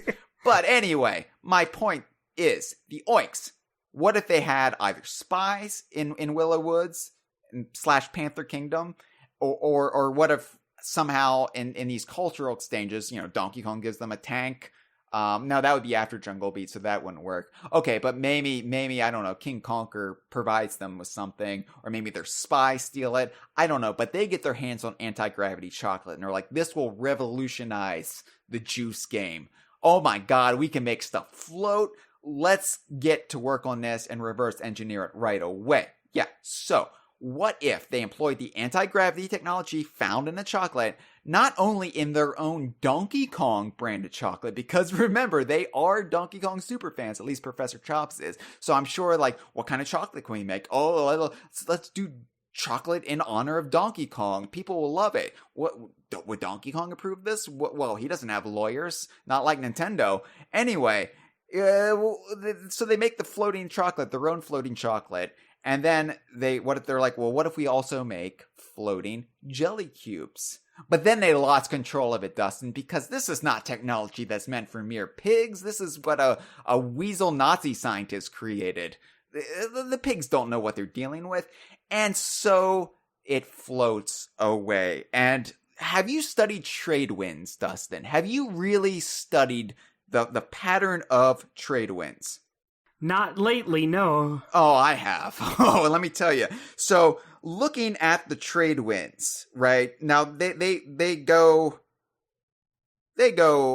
west, right? But the westerlies actually go east. Really confusing. But if you study where Juicy Jungle would be and where we believe the faraway lands are at the southernmost tip, actually, the trade winds would carry the jelly cubes and the floating DK chocolate, push it west, and then there is a trade wind that would curve it around to be carried back by the westerlies to the east, to the faraway lands down in the southern hemisphere. And we know the faraway lands are in the southern hemisphere because there is an autumnal stage, and the game came out in spring for us in the northern hemisphere, but I digress. So anyway, this would not only connect Tropical Freeze to Donkey Kong Jungle Beat, but source both back to Conker's Bad Fur Day. Right?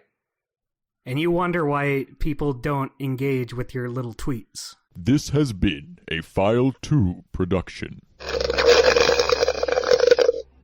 ¡Qué rico!